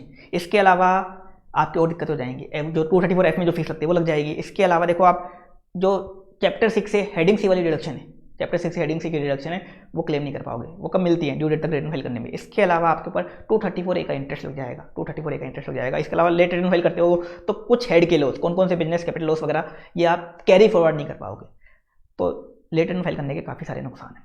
वैसे देखो आजकल क्या होता है आपको पता है, ये ड्यू डेट जो दे रखी है ना ऊपर, ये काफ़ी ज़्यादा एक्सटेंड होती रहती है। आपको एक्सटेंड वाली याद नहीं रखनी है, आपको तो ये वाली याद रखनी है। एग्जाम में क्वेश्चन आएगा तो किसका आएगा, जो एक्ट में दे रखी है, बाकी एक्सटेंड होती रहती है। एक्सटेंड क्यों होती रहती है आपको भी पता है, क्लाइंट्स के क्या हाल होते हैं, सीए फर्म्स के क्या हाल होते हैं, वो कैसे काम करते हैं आपको पता है, क्लाइंट्स के भी कैसे हाल है, क्लाइंट्स कितने सुस्त होते हैं। तो उस चक्कर में ये ड्यू डेट एक्सटेंड होती रहती है प्रैक्टिकल लाइफ में। तो आपको एक्सटेंड वगैरह वाली याद नहीं रखनी। बाकी बिलेटेड रिटर्न कब तक फाइल कर सकते हो, as per act 31 December of assessment year. अब आगे बता रखा है रिवाइज रिटर्न, सेक्शन 139(5) में बता रखा है, अगर आपको लगता है आपने रिटर्न में कुछ गलती कर दी, कुछ ओमिशन कर दिया, कोई रॉन्ग स्टेटमेंट कर दिया, कोई ओमिशन कर दिया, कोई रॉन्ग स्टेटमेंट कर दिया, तो आपने जो भी रिटर्न फाइल करी है, चाहे ड्यू डेट पे फाइल करी है, चाहे लॉस वाले रिटर्न फाइल करी है, चाहे बिलेटेड रिटर्न फाइल करी है, कोई भी रिटर्न फाइल करी है, उन सबको आप क्या कर सकते हो, रिवाइज कर सकते हो। अब रिवाइज कब तक कर सकते हो, same to same 31 December of assessment year. इसको भी अमेंड कर दिया गया, पहले क्या था up to end of relevant assessment year, लेकिन अब कितना कर दिया 31 दिसंबर ऑफ असेसमेंट ईयर तक आप उसको रिवाइज कर सकते हो। अगर आप रिटर्न को रिवाइज करते हो तो क्या होगा, वो रिवाइज रिटर्न क्या करेगी, जो आपने ओरिजिनल रिटर्न फाइल करी थी उसको सभी एस्पेक्ट्स में रिप्लेस कर देगी, सभी एस्पेक्ट्स में रिप्लेस कर देगी। मतलब ओरिजिनल रिटर्न आपकी कट जाएगी और पूरी की पूरी डिटेल किसकी मानी जाएगी, रिवाइज रिटर्न, एक्सेप्ट डेट। जो डेट है, डेट को छोड़ के, डेट हमेशा ओरिजिनल वाली मानी जाएगी, डेट ओरिजिनल वाली मानी जाएगी, बाकी सभी एस्पेक्ट में रिवाइज रिटर्न ओरिजिनल वाली को रिप्लेस कर देगी। अब इसमें आगे बता रखा है, असेसी चाहे तो अपनी आरओआई को कितनी भी बार रिवाइज कर सकता है, अपने रिटर्न को कितनी भी बार रिवाइज कर सकता है, बस उसके पास टाइम लिमिट अवेलेबल होना चाहिए। आगे बता रखा है रिटर्न को रिवाइज किया जा सकता है अगर आपको इंटीमेशन मिल गया, 143(1) वाला इंटीमेशन आता है, एक समरी वाला, वो मिल गया, आपको रिफंड वगैरह मिल गया, उसके बाद ही आप रिवाइज कर सकते हो। आगे बता रखा है, अगर मान लो आप एओ के सामने कोई फ्रेश क्लेम करना चाहते हो, मान लो आप एटीसी की 1,50,000 के डिडक्शन लेना भूल गए, अब एओ के सामने उसको क्लेम करना चाहते हो, तो ऐसा नहीं कि आप एक प्लेन लेटर लिख के क्लेम कर सकते हो, एओ को प्लेन लेटर लिख दिया और क्लेम कर दिया, ऐसा नहीं हो सकता। कैसे करोगे क्लेम, आपको रिवाइज आरओआई फाइल करनी पड़ेगी, रिवाइज आरओआई फाइल करनी पड़ेगी, तो ही आप क्लेम कर सकते हो। ये था रिवाइज रिटर्न। आगे था डिफेक्टिव रिटर्न 139(9). रिटर्न को डिफेक्टिव मान लिया जाएगा अगर आपने रिटर्न प्रेस्क्राइब फॉर्म में फाइल नहीं करी। मान लो आपके लगता था ITR 3, आपने ITR 2 में फाइल कर दिया, तो या ITR 4 लगता था, आपने ITR 1 में फाइल कर दी, तो रिटर्न क्या बन जाएगी, डिफेक्टिव बन जाएगी। दूसरा, आपने आरओआई के साथ टैक्स पेमेंट का चालान नहीं लगाया, टैक्स पेमेंट का चालान नहीं लगाया, रिटर्न बन जाएगी डिफेक्टिव। इसके बाद बता रखा है आपको 44AB की जो टैक्स ऑडिट रिपोर्ट है वो सबमिट करनी थी, आपने सबमिट ही नहीं करी, रिटर्न बन जाएगी आपकी डिफेक्टिव। अब अगर रिटर्न डिफेक्टिव होती है तो ये असेसी को डिफेक्ट इंटीमेट कर देगा और असेसी को 15 डेज का टाइम देगा उस डिफेक्ट को ठीक करने का। अगर असेसी डिफेक्ट को ठीक नहीं करता तो आरओआई को इनवैलिड मान लिया जाएगा। इनवैलिड मतलब वॉइड अब इनिशियो, वॉइड अब इनिशियो मतलब असेसी ने अभी तक रिटर्न फाइल ही नहीं करी, ये मान लिया जाएगा। आगे बता रखा है permanent account number, section 139A, कुछ पर्सन को पैन के लिए अप्लाई करना मैंडेटरी होता है। पहला, कोई भी पर्सन जिसको रिटर्न फाइल करनी है, मतलब जिस पर्सन का टैक्स बनता है या जिस पर्सन को भी रिटर्न फाइल करनी है, उसको पैन के लिए अप्लाई करना मैंडेटरी, बिना पैन के रिटर्न नहीं जा पाएगी। दूसरा बता रखा है अगर कोई पर्सन बिजनेस एंड प्रोफेशन कर रहा है, कोई पर्सन बिजनेस एंड प्रोफेशन कर रहा है, उसका टर्नओवर पूरे प्रीवियस में अप टू ₹5 लाख से ज़्यादा हो जाता है, 5 लाख से ज़्यादा हो जाता है, तो उसको कंपलसरी रिटर्न फाइल क्या बोलते हैं, कंपलसरी पैन के लिए अप्लाई करना पड़ेगा। इसके अलावा कोई चैरिटेबल ट्रस्ट है उसको पैन के लिए अप्लाई करना पड़ेगा। इसके बाद बता रखा है कोई रेजिडेंट पर्सन है अदर देन इंडिविजुअल जो फाइनेंशियल ट्रांजेक्शन में एंटर होता है, फाइनेंशियल ट्रांजेक्शन में एंटर होता है 2,50,000 या उससे ज़्यादा के, 2,50,000 या उससे ज़्यादा के, तो उस पर्सन को भी पैन के लिए मैंडेटरी अप्लाई करना पड़ेगा। इसके अलावा जो भी रेजिडेंट पर्सन है अदर देन इंडिविजुअल, मतलब कोई कंपनी है तो कंपनी का जो भी डायरेक्टर है, पार्टनर, प्रिंसिपल ऑफिसर है, जो भी डायरेक्टर, पार्टनर, प्रिंसिपल ऑफिसर है, उस पर्सन को जो भी डायरेक्टर है, पार्टनर है, प्रिंसिपल ऑफिसर है, उस पर्सन को भी पैन के लिए कंपलसरी अप्लाई करना पड़ेगा। अब पैन को कोड करना पड़ेगा, आपको सभी रिटर्न से कोड करना पड़ेगा। आप इनकम टैक्स में जो भी TDS रिटर्न, TCS रिटर्न जो भी फाइल करोगे उसमें कोड करना पड़ेगा। इसके अलावा जो टैक्स पेमेंट के चालान होते हैं उसमें कोड करना पड़ेगा। इसके अलावा कुछ स्पेसिफाइड ट्रांजेक्शन के रिगार्डिंग कुछ डॉक्यूमेंट्स हैं, स्पेसिफाइड ट्रांजेक्शन के जो भी डॉक्यूमेंट्स है उसमें आपको पैन की या तो कॉपी लगानी पड़ेगी या पैन कोड करना पड़ेगा। अब स्पेसिफाइड ट्रांजेक्शन क्या होते हैं एक बार देख लो, ज़्यादा काम की नहीं है, फिर भी क्या है देख लेते हैं एक बार अपन। तो अगर आप मोटर व्हीकल की परचेज सेल करते हो अदर देन 2 व्हीलर्स, तो आपको पैन की कॉपी लगानी पड़ेगी, पैन को कोड करना पड़ेगा। इसके अलावा अगर आप किसी भी बैंक में या कोऑपरेटिव बैंक में करंट अकाउंट ओपन करवाते हो तो आपको पैन की कॉपी लगानी पड़ेगी। इसके बाद बता रखा है अगर आप क्रेडिट या डेबिट कार्ड इशू करवाने के लिए एप्लीकेशन करते हो तो आपको पैन की कॉपी लगानी पड़ेगी। अगर आप डीमैट अकाउंट खुलवाते हो आपको पैन की कॉपी लगानी पड़ेगी, पैन को कोड करना पड़ेगा। आगे बता रखा है अगर आप होटल या रेस्टोरेंट को वन टाइम पेमेंट करते हो कैश में, 50,000 से ज़्यादा का वन टाइम पेमेंट कैश में करते हो, आपको पैन की कॉपी लगानी पड़ेगी। इसके बाद बता रखा है अगर आप फॉरेन ट्रैवल करने के लिए या फॉरेन करेंसी परचेज करने के लिए वन टाइम पेमेंट करते हो कैश में, वन टाइम पेमेंट करते हो कैश में 50,000 से ज़्यादा का, आपको पैन की कॉपी लगानी पड़ेगी। आगे बता रखा है अगर आप म्यूचुअल फंड को पेमेंट करते हो यूनिट्स परचेज करने के लिए वन टाइम पेमेंट 50,000 से ज़्यादा का, आपको पैन की कॉपी लगानी पड़ेगी। अगर आप किसी कंपनी को पेमेंट करते हो डिबेंचर या बॉन्ड्स परचेज करने के लिए 50,000 से ज़्यादा का वन टाइम पेमेंट पैन की कॉपी लगानी पड़ेगी। अगर आगे बता रखा है अगर आप किसी भी बैंक, कोऑपरेटिव बैंक या पोस्ट ऑफिस में वन डे में, सिंगल डे में 50,000 से ज़्यादा का कैश जमा करवाते हो, कैश डिपॉजिट करवाते हो, पैन की कॉपी लगानी पड़ेगी। आगे बता रखा है अगर आप लाइफ इंश्योरेंस प्रीमियम पे करते हो पूरे साल में 50,000 से ज़्यादा का आपको पैन की कॉपी लगानी पड़ेगी। आगे बता रखा है अगर आप इमूवेबल प्रॉपर्टी परचेज या सेल करते हो 10 लाख से ज़्यादा की आपको पैन की कॉपी लगानी पड़ेगी। आगे बता रखा है अगर आप गुड्स या सर्विस का कोई भी सेल या परचेज का ट्रांजेक्शन करते हो 2 लाख से ज़्यादा का पर ट्रांजेक्शन आपको पैन की कॉपी लगानी पड़ जाएगी। आगे बता रखा था आधार नंबर, सेक्शन 139 फालतू सेक्शन था। क्या था ये? सभी पर्सन को आधार नंबर कोड करना है, एक तो पैन एप्लीकेशन वाले फॉर्म में, एक रिटर्न ऑफ इनकम में। अगर आधार नंबर अवेलेबल नहीं है तो आप जो आधार एप्लीकेशन फॉर्म की एनरोलमेंट आईडी है उसको भी कोड कर सकते हो। और सभी पर्सन को अपना आधार नंबर पैन के साथ लिंक करवाना है। कब तक? 31 मार्च 22 तक। नहीं करवाते तो एक 234H की एक सेक्शन आया है, 1000 रुपीज़ तक की वहाँ फीस लग सकती है आपके ऊपर। आगे बता रहा है 139 जो सेक्शन है ये 4 लोगों पे अप्लाई नहीं होता। एक तो कोई पर्सन है जो आसाम, जम्मू कश्मीर और मेघालय का रेजिडेंट है, दूसरा कोई नॉन रेजिडेंट है, तीसरा कोई पर्सन है जो 80 ईयर से उससे ज़्यादा का हो गया प्रीवियस ईयर में, मतलब इसके तो जाने के दिन वैसे आ गए, इसके तो क्या है अब भजन करने के दिन है, तो ऐसे लोगों को आधार नंबर लेने की जरूरत नहीं है। और लास्ट बता रहा है कोई इंडिया का सिटीजन नहीं है, उस पर भी 139 अप्लाई नहीं होगा। आगे था 139B टैक्स रिटर्न प्रिपेयर। तो ये टीआरपी होते क्या है? देखो टीआरपी जो लोग होते हैं, टीआरपी एक तरीके से इंडिविजुअल होते हैं जिनको सीबीडीटी टीआरपी बनने की पावर दे देता है। अब टीआरपी बनने से होगा क्या? ये टीआरपी एक तरीके से ये बैचलर्स वगैरह नहीं होते, ग्रेजुएट वगैरह होते हैं जिन्होंने साइंस में ग्रेजुएशन कर लिया या कॉमर्स में ग्रेजुएशन कर लिया, ये सब लोग होते हैं। या मान लो कोई सीए इंटर पास कर चुका, सीए नहीं बना, सीए इंटर पास कर चुका, ये सब बन सकते हैं टीआरपी क्या करते हैं? ये रिटर्न फाइल करते हैं। 500 रुपीज़ में, 1000 रुपीज़ में रिटर्न फाइल करते हैं। ये बोर्ड लगा के नहीं रखते कि रिटर्न फाइल करवा लो, 500-1000 रुपीज़ में रिटर्न फाइल कर देते हैं। और जो सीए होते हैं, सीए एडवोकेट होते हैं, ये ज़्यादा फीस चार्ज करते हैं, ये 3-4 हज़ार रुपये चार्ज करते हैं। टीआरपी 500 रुपये, 1000 रुपये चार्ज करते हैं। तो कुछ लोग, कुछ स्पेसिफाइड क्लास बता रखे हैं जो टीआरपी के थ्रू अपनी रिटर्न फाइल करवा सकते हैं। और टीआरपी के थ्रू सारे लोग अपनी रिटर्न फाइल करवा सकते हैं, 2 लोगों को छोड़ के। 2 लोग ऐसे हैं जो टीआरपी से, इन दुकानदारों से रिटर्न फाइल नहीं करवा सकते। 2 लोग कौन? एक तो कंपनी कभी भी टीआरपी से रिटर्न फाइल नहीं करवा सकती, और कोई ऐसा एसएससी जिसको ऑडिट करवानी है, वो भी टीआरपी से अपनी रिटर्न फाइल नहीं करवा सकता। वैसे भी कंपनी और जो एसएससी जिसको ऑडिट करवानी है, ये किसके पास जाएंगे? ये सीए या एडवोकेट के पास ही जाएंगे। इन टीआरपी वालों से, दुकानदारों से रिटर्न फाइल नहीं करवाएंगे। बाकी सभी लोग टीआरपी से क्या कर सकते हैं? रिटर्न फाइल करवा सकते हैं। टीआरपी होता कौन है? एक इंडिविजुअल होता है जिसको सीबीडीटी क्या कर देती है? टीआरपी बनने की पावर दे देती है। कैसे? इनका एक एग्जाम लेती है और इनको टीआरपी बनने की छूट दे देती है। अब टीआरपी 4 लोग नहीं बन सकते, 4 लोग टीआरपी नहीं बन सकते। तो चार्टर्ड अकाउंटेंट टीआरपी नहीं बन सकता, एक लीगल प्रैक्टिशनर टीआरपी नहीं बन सकता, एक officer of schedule bank TRP नहीं बन सकता, और एक जो एम्प्लॉई है पहले से स्पेसिफाइड क्लास ऑफ पर्सन का, वो टीआरपी नहीं बन सकता। ये था एक सेक्शन 139B। आगे था 140 वेरिफिकेशन ऑफ रिटर्न। कुछ साल पहले इसका सेक्शन का नाम था साइनिंग ऑफ रिटर्न, अब ये हो गया वेरिफिकेशन ऑफ रिटर्न। पहले क्या होता था? सारी रिटर्न साइन होके सीपीसी बेंगलोर जाती थी, आपको फिजिकली भेजनी पड़ती थी। लेकिन आजकल ऐसा नहीं, आजकल क्या होता है? ऑनलाइन वेरिफिकेशन हो जाता है रिटर्न का, या तो आधार ओटीपी से हो जाता है, या और भी सिस्टम है, डिजिटल सिग्नेचर है, उससे हो जाता है। तो वेरिफिकेशन रिटर्न कौन करेगा, कौन साइन करेगा? एक तरीके से वो देख लो। इंडिविजुअल के केस में वो खुद वेरीफाई करेगा। अगर इंडिविजुअल इंडिया में प्रेजेंट नहीं है या उसका दिमाग खराब है, तो कोई भी पर्सन जो उसके बिहाफ पे कंपिटेंट है वो वेरीफाई कर देगा। एचयूएफ के केस में कर्ता वेरीफाई करेगा। अगर एचयूएफ का कर्ता इंडिया में प्रेजेंट नहीं है या वो दिमाग से पागल है, दिमाग खराब है उसका, तो कोई भी अडल्ट मेंबर एचयूएफ का वेरीफाई कर देगा। पार्टनरशिप फर्म के केस में मैनेजिंग पार्टनर वेरीफाई करेगा। अगर कोई मैनेजिंग पार्टनर नहीं है तो कोई भी अडल्ट पार्टनर वेरीफाई कर देगा। एलएलपी के केस में डेजिग्नेटेड पार्टनर वेरीफाई करेगा। कोई भी डेजिग्नेटेड पार्टनर नहीं है तो कोई भी पार्टनर वेरीफाई कर देगा। कंपनी के केस में मैनेजिंग डायरेक्टर वेरीफाई करेगा। अगर मैनेजिंग डायरेक्टर नहीं है तो कोई भी डायरेक्टर वेरीफाई कर देगा। कंपनी अंडर लिक्विडेशन है तो लिक्विडेटर वेरीफाई करेगा। अगर किसी कंपनी के अगेंस्ट में कॉर्पोरेट इंसॉल्वेंसी रेजोल्यूशन प्रोसेस की एप्लीकेशन एडमिट हो गई है तो इंसॉल्वेंसी प्रोफेशनल वेरीफाई करेगा। पॉलिटिकल पार्टी के केस में सीईओ वेरीफाई करेगा। लोकल अथॉरिटी के केस में प्रिंसिपल ऑफिसर वेरीफाई करेगा। और किसी और पर्सन के केस में जो भी पर्सन कंपिटेंट है वो वेरीफाई कर देगा। अब इसके बाद एसएससी क्या करेगा? सेक्शन 140A में अपना सेल्फ असेसमेंट करेगा। सेल्फ असेसमेंट कैसे होगा? एसएससी को क्या करना पड़ेगा? रिटर्न फाइल करने से पहले जो भी उसका ड्यू टैक्स बनता है विद इंटरेस्ट और फीस वो उसको जमा करवाना पड़ेगा। रिटर्न फाइल करने से पहले जब रिटर्न फाइल करेगा ना, उसमें सारी डिटेल आ जाएंगी कि एसएससी की इनकम इतनी आ रही है, एसएससी का अभी तक इतना एडवांस टैक्स या इतना टीसीएस या इतना टीडीएस जमा हो चुका, उसके बाद नेट टैक्स पेबल आ जाता है। तो एसएससी को रिटर्न फाइल करने से पहले वो सब जमा करवाना पड़ेगा।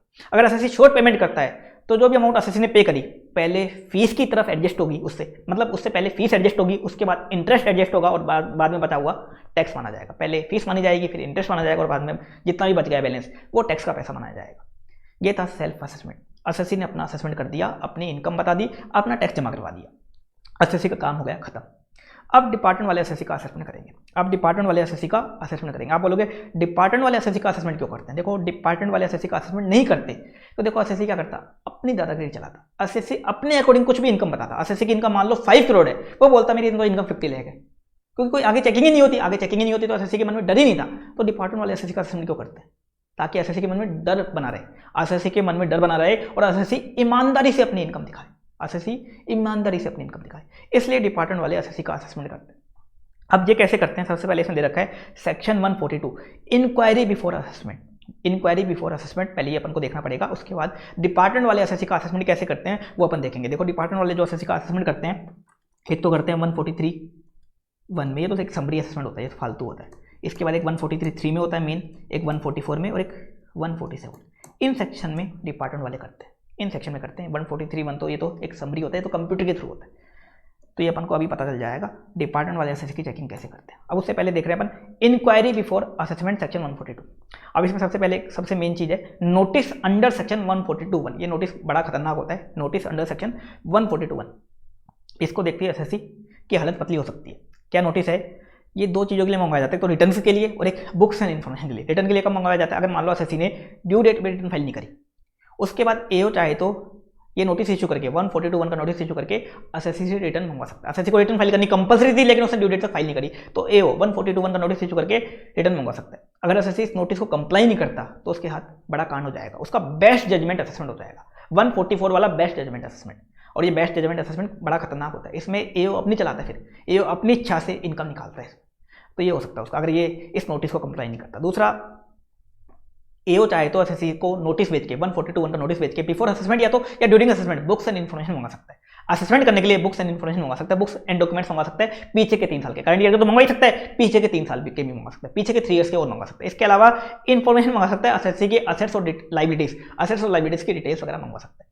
अगर एसएससी इस नोटिस को कंप्लाई नहीं करता तो क्या हो सकता है? एसएससी के साथ ऊपर पढ़ा था अपन ने, एसएससी की रेट डाली जा सकती है। अपने देखा था, अगर एसएससी 142(1) का नोटिस कंप्लाई नहीं करता या एसएससी 142(1) का नोटिस कंप्लाई नहीं करेगा तो उसकी रेट डाली जा सकती है, उसका सर्च हो सकती है। तो ये नोटिस बड़ा खतरनाक होता है, रिटर्न कॉल आए तो भी, बुक्स एंड इन्फॉर्मेशन का आए तो भी। अगर एसएससी कंप्लाई नहीं करता, रिटर्न के लिए आया नोटिस, एसएससी ने कंप्लाई नहीं किया, एसएससी का हो जाएगा बेस्ट जजमेंट असेसमेंट।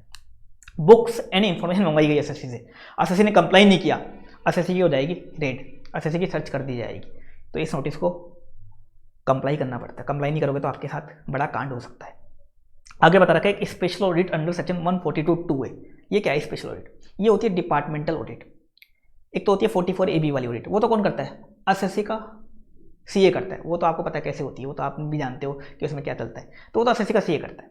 अब डिपार्टमेंट वाले भी एसएससी की ऑडिट करवा सकते हैं।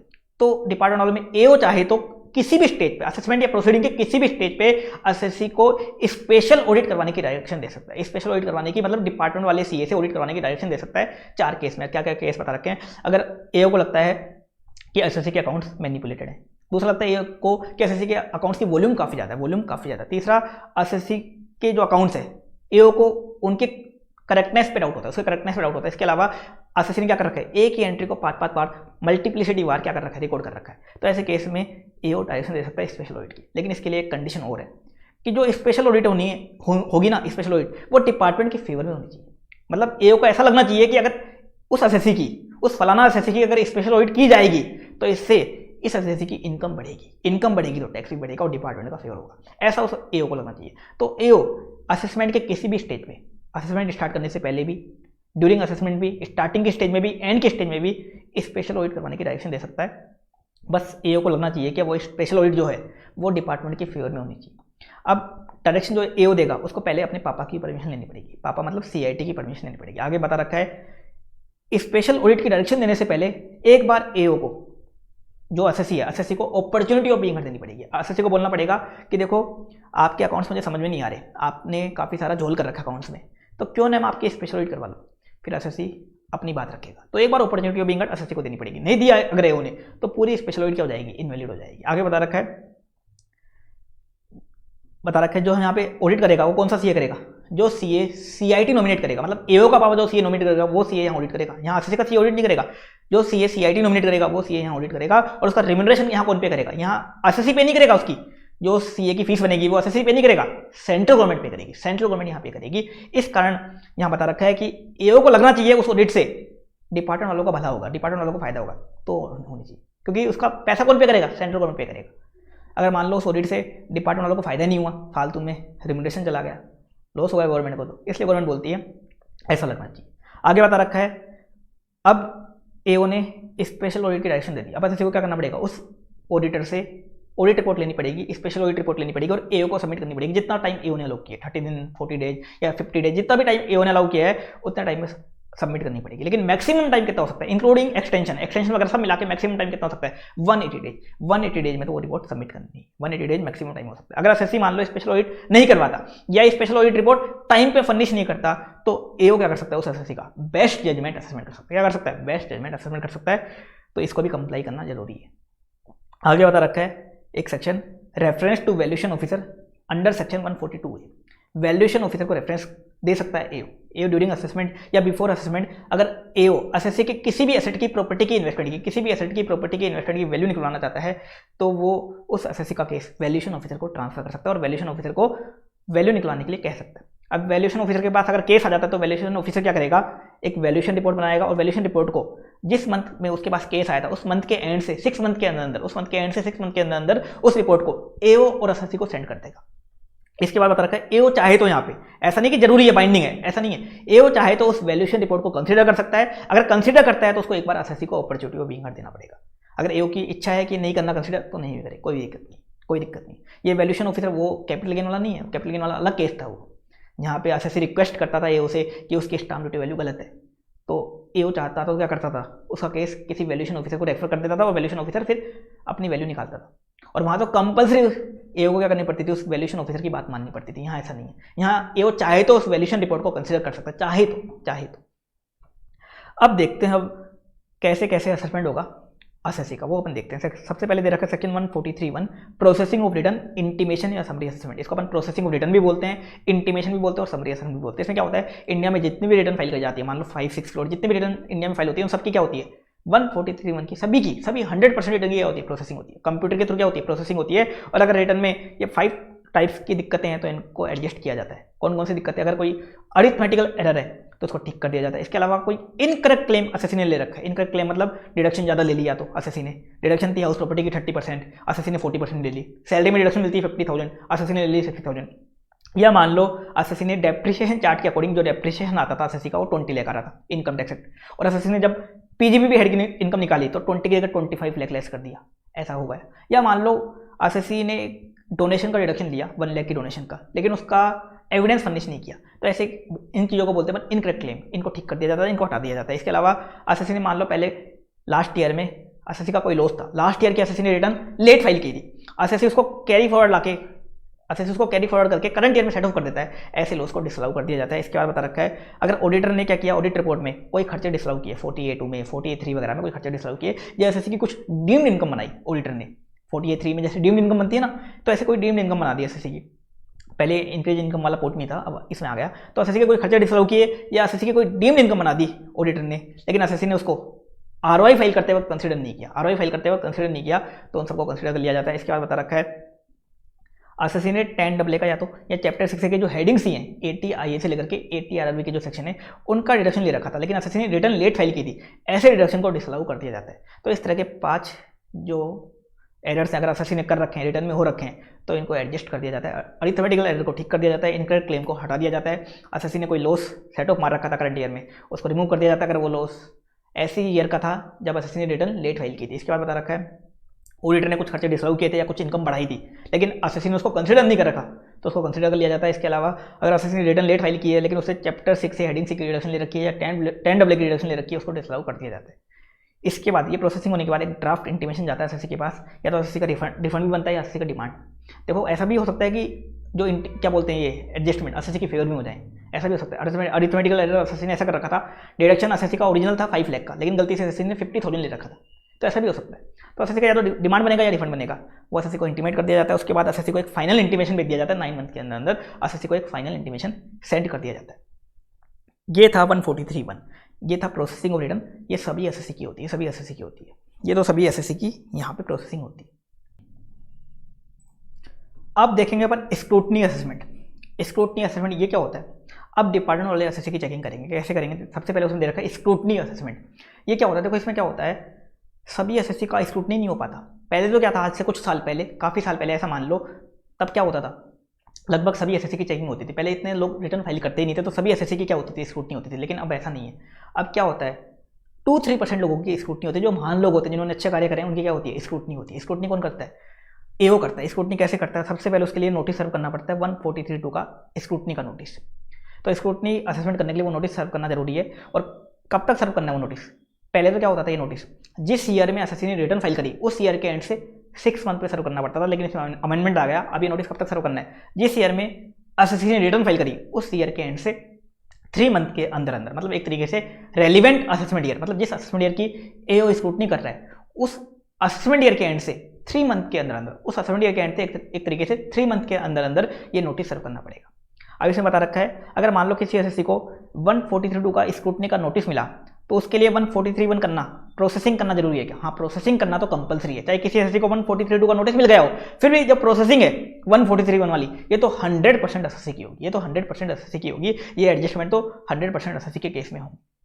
आगे बता रखा है, अगर स्क्रूटनी करनी है, स्क्रूटनी होती है 143(3) में, तो अगर स्क्रूटनी करनी है तो उसके लिए 143(2) का नोटिस इश्यू करना एओ के लिए क्या है, मैंडेटरी है। इश्यू करना मैंडेटरी है अगर स्क्रूटनी उसको करनी है तो। अब स्क्रूटनी का नोटिस देखो कैसे भेजा जाता है, कंप्यूटर में सभी एसएससी में से सैम्पलिंग बेसिस पे 2-3% लोग चूज कर लिए जाते हैं, उनको ये नोटिस भेजा जाता है। अब स्क्रूटनी असेसमेंट में देखो क्या होता है, एओ नोटिस भेज के एसएससी से एविडेंस वगैरह, बुक्स वगैरह मंगवाता है, एविडेंस वगैरह, बुक्स वगैरह मंगवाता है और एसएससी की चेकिंग करता है और एसएससी की टोटल इनकम निकाल देता है और टैक्स पेबल निकाल देता है। उसके बाद एओ बता देता है एसएससी की इनकम कितनी बन रही है, लॉस वगैरह जो है वो कितने बन रहे हैं, और साथ में ये भी बता देता है एसएससी का एक्स्ट्रा टैक्स कितना बन रहा है, या कभी कभी रिफंड बन रहा है तो रिफंड भी बता देता है। और ये पहला एक ऐसा स्क्रूटनी है, ये मतलब एक तरीके से असेसमेंट का एक ऐसा इकलौता सेक्शन है जहां पे एओ एसएससी की इनकम को कम भी कर सकता है। प्रैक्टिकल लाइफ में करता नहीं है, लेकिन फिर भी यहाँ पे एओ के पास पावर है कि एओ एसएससी की इनकम को कम भी कर सकता है। बढ़ा तो सकता ही है, मान लो एसएससी ने इनकम बताई 40 लाख की, एओ उसको 50 लाख भी कर सकता है, 40 लाख को 35 लाख भी कर सकता है। एसएससी ने मान लो कुछ खर्चों का डिडक्शन वगैरह नहीं लिया, एओ को ऐसा लगता है तो दे सकता है वो यहाँ पे। तो इस अकॉर्डिंग वो स्क्रूटनी करता है और एओ क्या करता है, एसएससी को बता देता है कि एसएससी का कितना टैक्स वगैरह बन रहा है या कितना रिफंड वगैरह बन रहा है। अब असेसमेंट कब तक कंप्लीट करना पड़ेगा, 143 वाला, मतलब स्क्रूटनी एओ को कब तक कंप्लीट करनी पड़ेगी, एओ को अपना ऑर्डर कब तक पास करना पड़ेगा, एओ को कब तक टैक्स वगैरह निकालना पड़ेगा, कब तक एओ को सारा काम करना पड़ेगा, सारी चेकिंग वगैरह कब तक करनी पड़ेगी, इसमें बता रखा है। जिस रेलिवेंट असेसमेंट ईयर का केस है, जिस रेलिवेंट असेसमेंट ईयर का केस है, उस रेलिवेंट असेसमेंट ईयर के एंड से 9 मंथ के अंदर अंदर, उसके एंड से 9 मंथ के अंदर अंदर, पहले 12 मंथ होता था, अब कितना हो गया, 9 मंथ के अंदर अंदर एओ को अपना काम कंप्लीट करना पड़ेगा। सारा काम एओ को 9 मंथ के अंदर अंदर काम करना कंप्लीट करना पड़ेगा। आगे इस पर एक नोट दे रखा है, मान लो एओ कुछ ऐसे इंस्टीट्यूशन की स्क्रूटनी कर रहा है जो सेक्शन 10 में कवर्ड है, सेक्शन 10 में जिनको एग्जामिनेशन मिलती है, ऐसे किसी इंस्टीट्यूशन की, किसी स्कूल कॉलेज वगैरह की स्क्रूटनी कर रहा है जो सेक्शन 10 में कवर्ड है। तो एओ अपना ऑर्डर, कौन सा, स्क्रूटनी का ऑर्डर, उस इंस्टीट्यूशन को सेक्शन 10 की एग्जामिनेशन दिए बिना पास कर सकता है क्या, या उस इंस्टीट्यूशन को एओ सेक्शन 10 की एग्जामिनेशन नहीं देना चाहता तो ऐसा कर सकता है, हाँ कर सकता है। अगर एओ को लगता है कि उस इंस्टीट्यूशन ने सेक्शन 10 के जो प्रोविजंस है उनका कंट्रावेंशन किया है, एओ को क्या लगता है उस इंस्टीट्यूशन ने सेक्शन 10 के जो प्रोविजंस है उसका कंट्रावेंशन किया है, और एओ ने उसके बारे में सेंट्रल गवर्नमेंट को इंटीमेट कर दिया, एओ ने उसके बारे में, उस कंट्रावेंशन के बारे में सेंट्रल गवर्नमेंट को इंटीमेट कर दिया, और उस इंस्टीट्यूशन की अप्रूवल, जो एग्जामिनेशन की अप्रूवल थी वो विड्रॉ हो गई, तो एओ ऐसा कर सकता है। तो सेक्शन 10 की किसी इंस्टीट्यूशन की एओ स्क्रूटनी कर रहा है, एओ उस इंस्टीट्यूशन को सेक्शन 10 का एग्जामिनेशन नहीं देना चाहता, एओ अपना ऑर्डर सेक्शन 10 का एग्जामिनेशन दिए बिना पास करना चाहता है, तो एओ ऐसा कर सकता है। अगर एओ को लगता है कि उस इंस्टीट्यूशन ने सेक्शन 10 के प्रोविजंस का कंट्रावेंशन किया है और एओ ने इसके बारे में सेंट्रल गवर्नमेंट को इंटीमेट कर दिया, और उस इंस्टीट्यूशन की जो अप्रूवल थी वो विड्रॉ हो गई, तो ये विड्रॉ होने के बाद एओ ऐसा कर सकता है। ये था स्क्रूटनी असेसमेंट, कुछ काम का नहीं था, कभी इसका क्वेश्चन वगैरह कुछ नहीं आया। आगे है best judgement assessment section 144।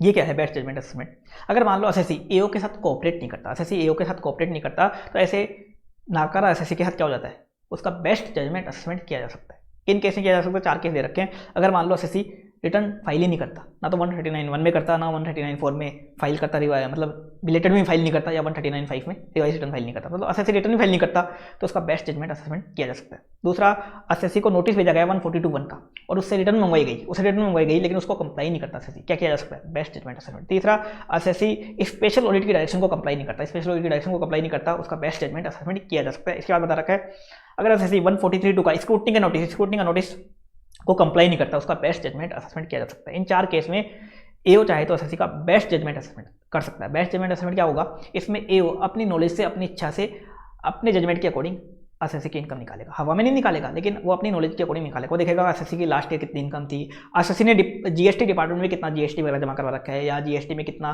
Turnover वगैरह बता रखा है, उसके बेस पे वो इनकम निकालेगा। उसके बेस पे यहाँ एओ निकालता है। यहाँ एओ एसएससी की बात कुछ नहीं सुनता, फिर एओ एसएससी की कुछ बात नहीं सुनता।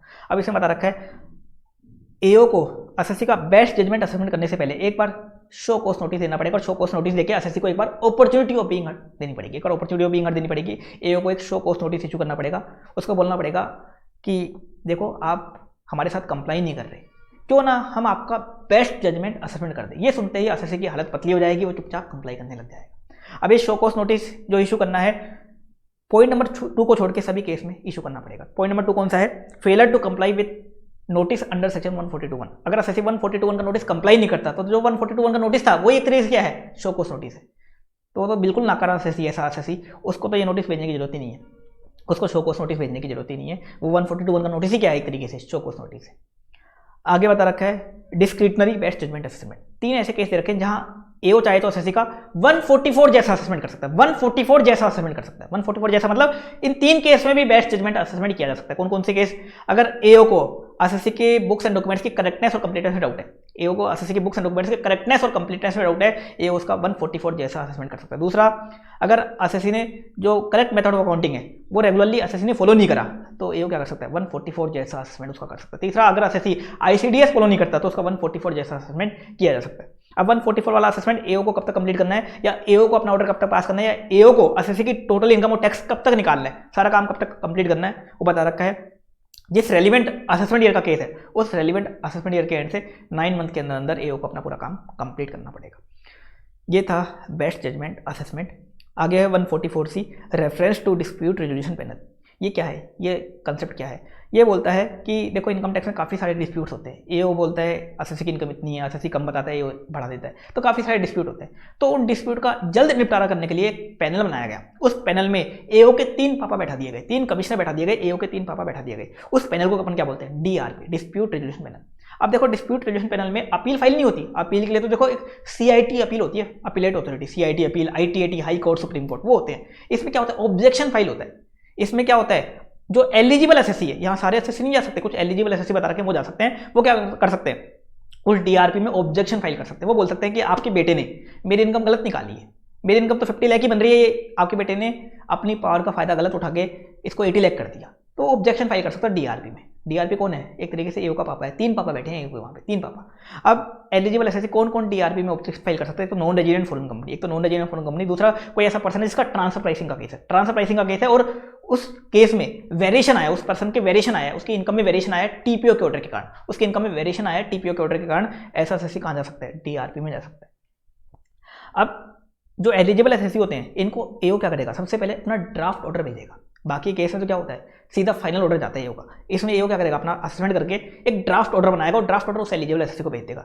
ऐसे जो एसएससी एलिजिबल एसएससी वो चाहे तो ड्राफ्ट ऑर्डर को 30 डेज में या तो एक्सेप्ट कर सकता है, या उस ड्राफ्ट ऑर्डर के अगेंस्ट में डीआरपी में ऑब्जेक्शन फाइल कर सकता है। अगर ड्राफ्ट ऑर्डर को एसएससी एक्सेप्ट कर लेता है तो एओ अपना फाइनल ऑर्डर पास कर देगा। लेकिन ड्राफ्ट ऑर्डर को एसएससी एक्सेप्ट नहीं करता और डीआरपी में ऑब्जेक्शन फाइल कर देता है तो उसके बाद क्या होगा, केस की डीआरपी में सुनवाई होगी, डीआरपी में इसके बारे में डिस्कशन होगा। डीआरपी क्या कर सकता है, डीआरपी चाहे तो ड्राफ्ट ऑर्डर में एओ ने जो वेरिएशन करे, एओ ने जो इनकम बढ़ाई है उसको कंफर्म भी कर सकता है, उसको रिड्यूस भी कर सकता है, उसको इनहेंस भी कर सकता है। ये भी पावर दे रखी है।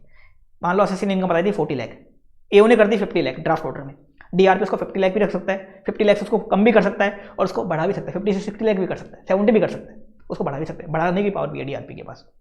डीआरपी को 9 मंथ के अंदर अंदर अपनी डायरेक्शन इशू करनी पड़ेगी। आगे बता रखा है डीआरपी जो डायरेक्शन इशू करता है क्या क्या देखता है वो, ये तो ड्राफ्ट ऑर्डर, अपने बेटे का ड्राफ्ट ऑर्डर देखता है, एक एसएससी ने जो ऑब्जेक्शन फाइल करें वो देखता है, एक एसएससी ने जो एविडेंस फर्निश किए हैं वो देखता है, इसके अलावा जो भी रिपोर्ट्स हैं, वैल्यूएशन ऑफिसर की रिपोर्ट्स या टीपीओ वगैरह की जो भी रिपोर्ट्स हैं वो देखता है, और उसके बाद अपनी डायरेक्शन इशू करता है। डीआरपी क्या इशू करता है, डायरेक्शन। और डीआरपी की जो डायरेक्शन होती है वो एओ के ऊपर बाइंडिंग होती है, वो एओ के ऊपर क्या होती है, बाइंडिंग होती है, एओ के ऊपर बाइंडिंग होती है। और एओ को जैसे डीआरपी ने डायरेक्शन दी, डीआरपी ने बोला इसकी इनकम कम कर दो, या डीआरपी ने बोला इसकी इनकम इतनी रहने दो, या डीआरपी ने बोला इसकी इनकम बढ़ा दो, तो उस डायरेक्शन के अकॉर्डिंग एओ को अपना फाइनल ऑर्डर पास करना होता है। और फाइनल ऑर्डर के अगेंस्ट में एसएससी अगर अपील में जाना चाहता है तो कहाँ जा सकता है, सीधा आईटीटी में। फिर वो सीआईटी में नहीं जा सकता, कहाँ जा सकता है, सीधा आईटीटी।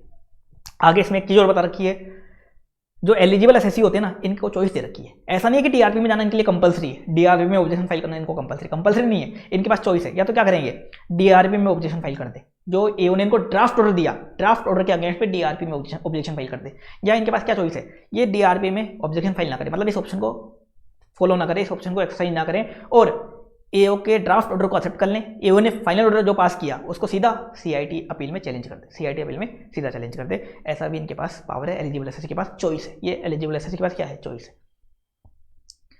अब आते हैं अपन सबसे इंपॉर्टेंट टॉपिक इस चैप्टर का, जो इस बार पूरा अमेंड हो चुका, income escaping assessment. Income escaping assessment पूरा का पूरा अमेंड हो चुका है, ये सेक्शन 147 टू 149। इस बार सर्च वाला जो केस होता था, सर्च वाला केस भी इसमें कवर कर लिया गया। पहले सर्च का अलग से असेसमेंट होता था 153A में, अब सर्च भी इसमें कवर कर लिया गया, इनकम एस्केपिंग असेसमेंट, और ये पूरा चेंज हो चुका। और इसका क्वेश्चन आने का सबसे ज़्यादा चांस है इस चैप्टर में।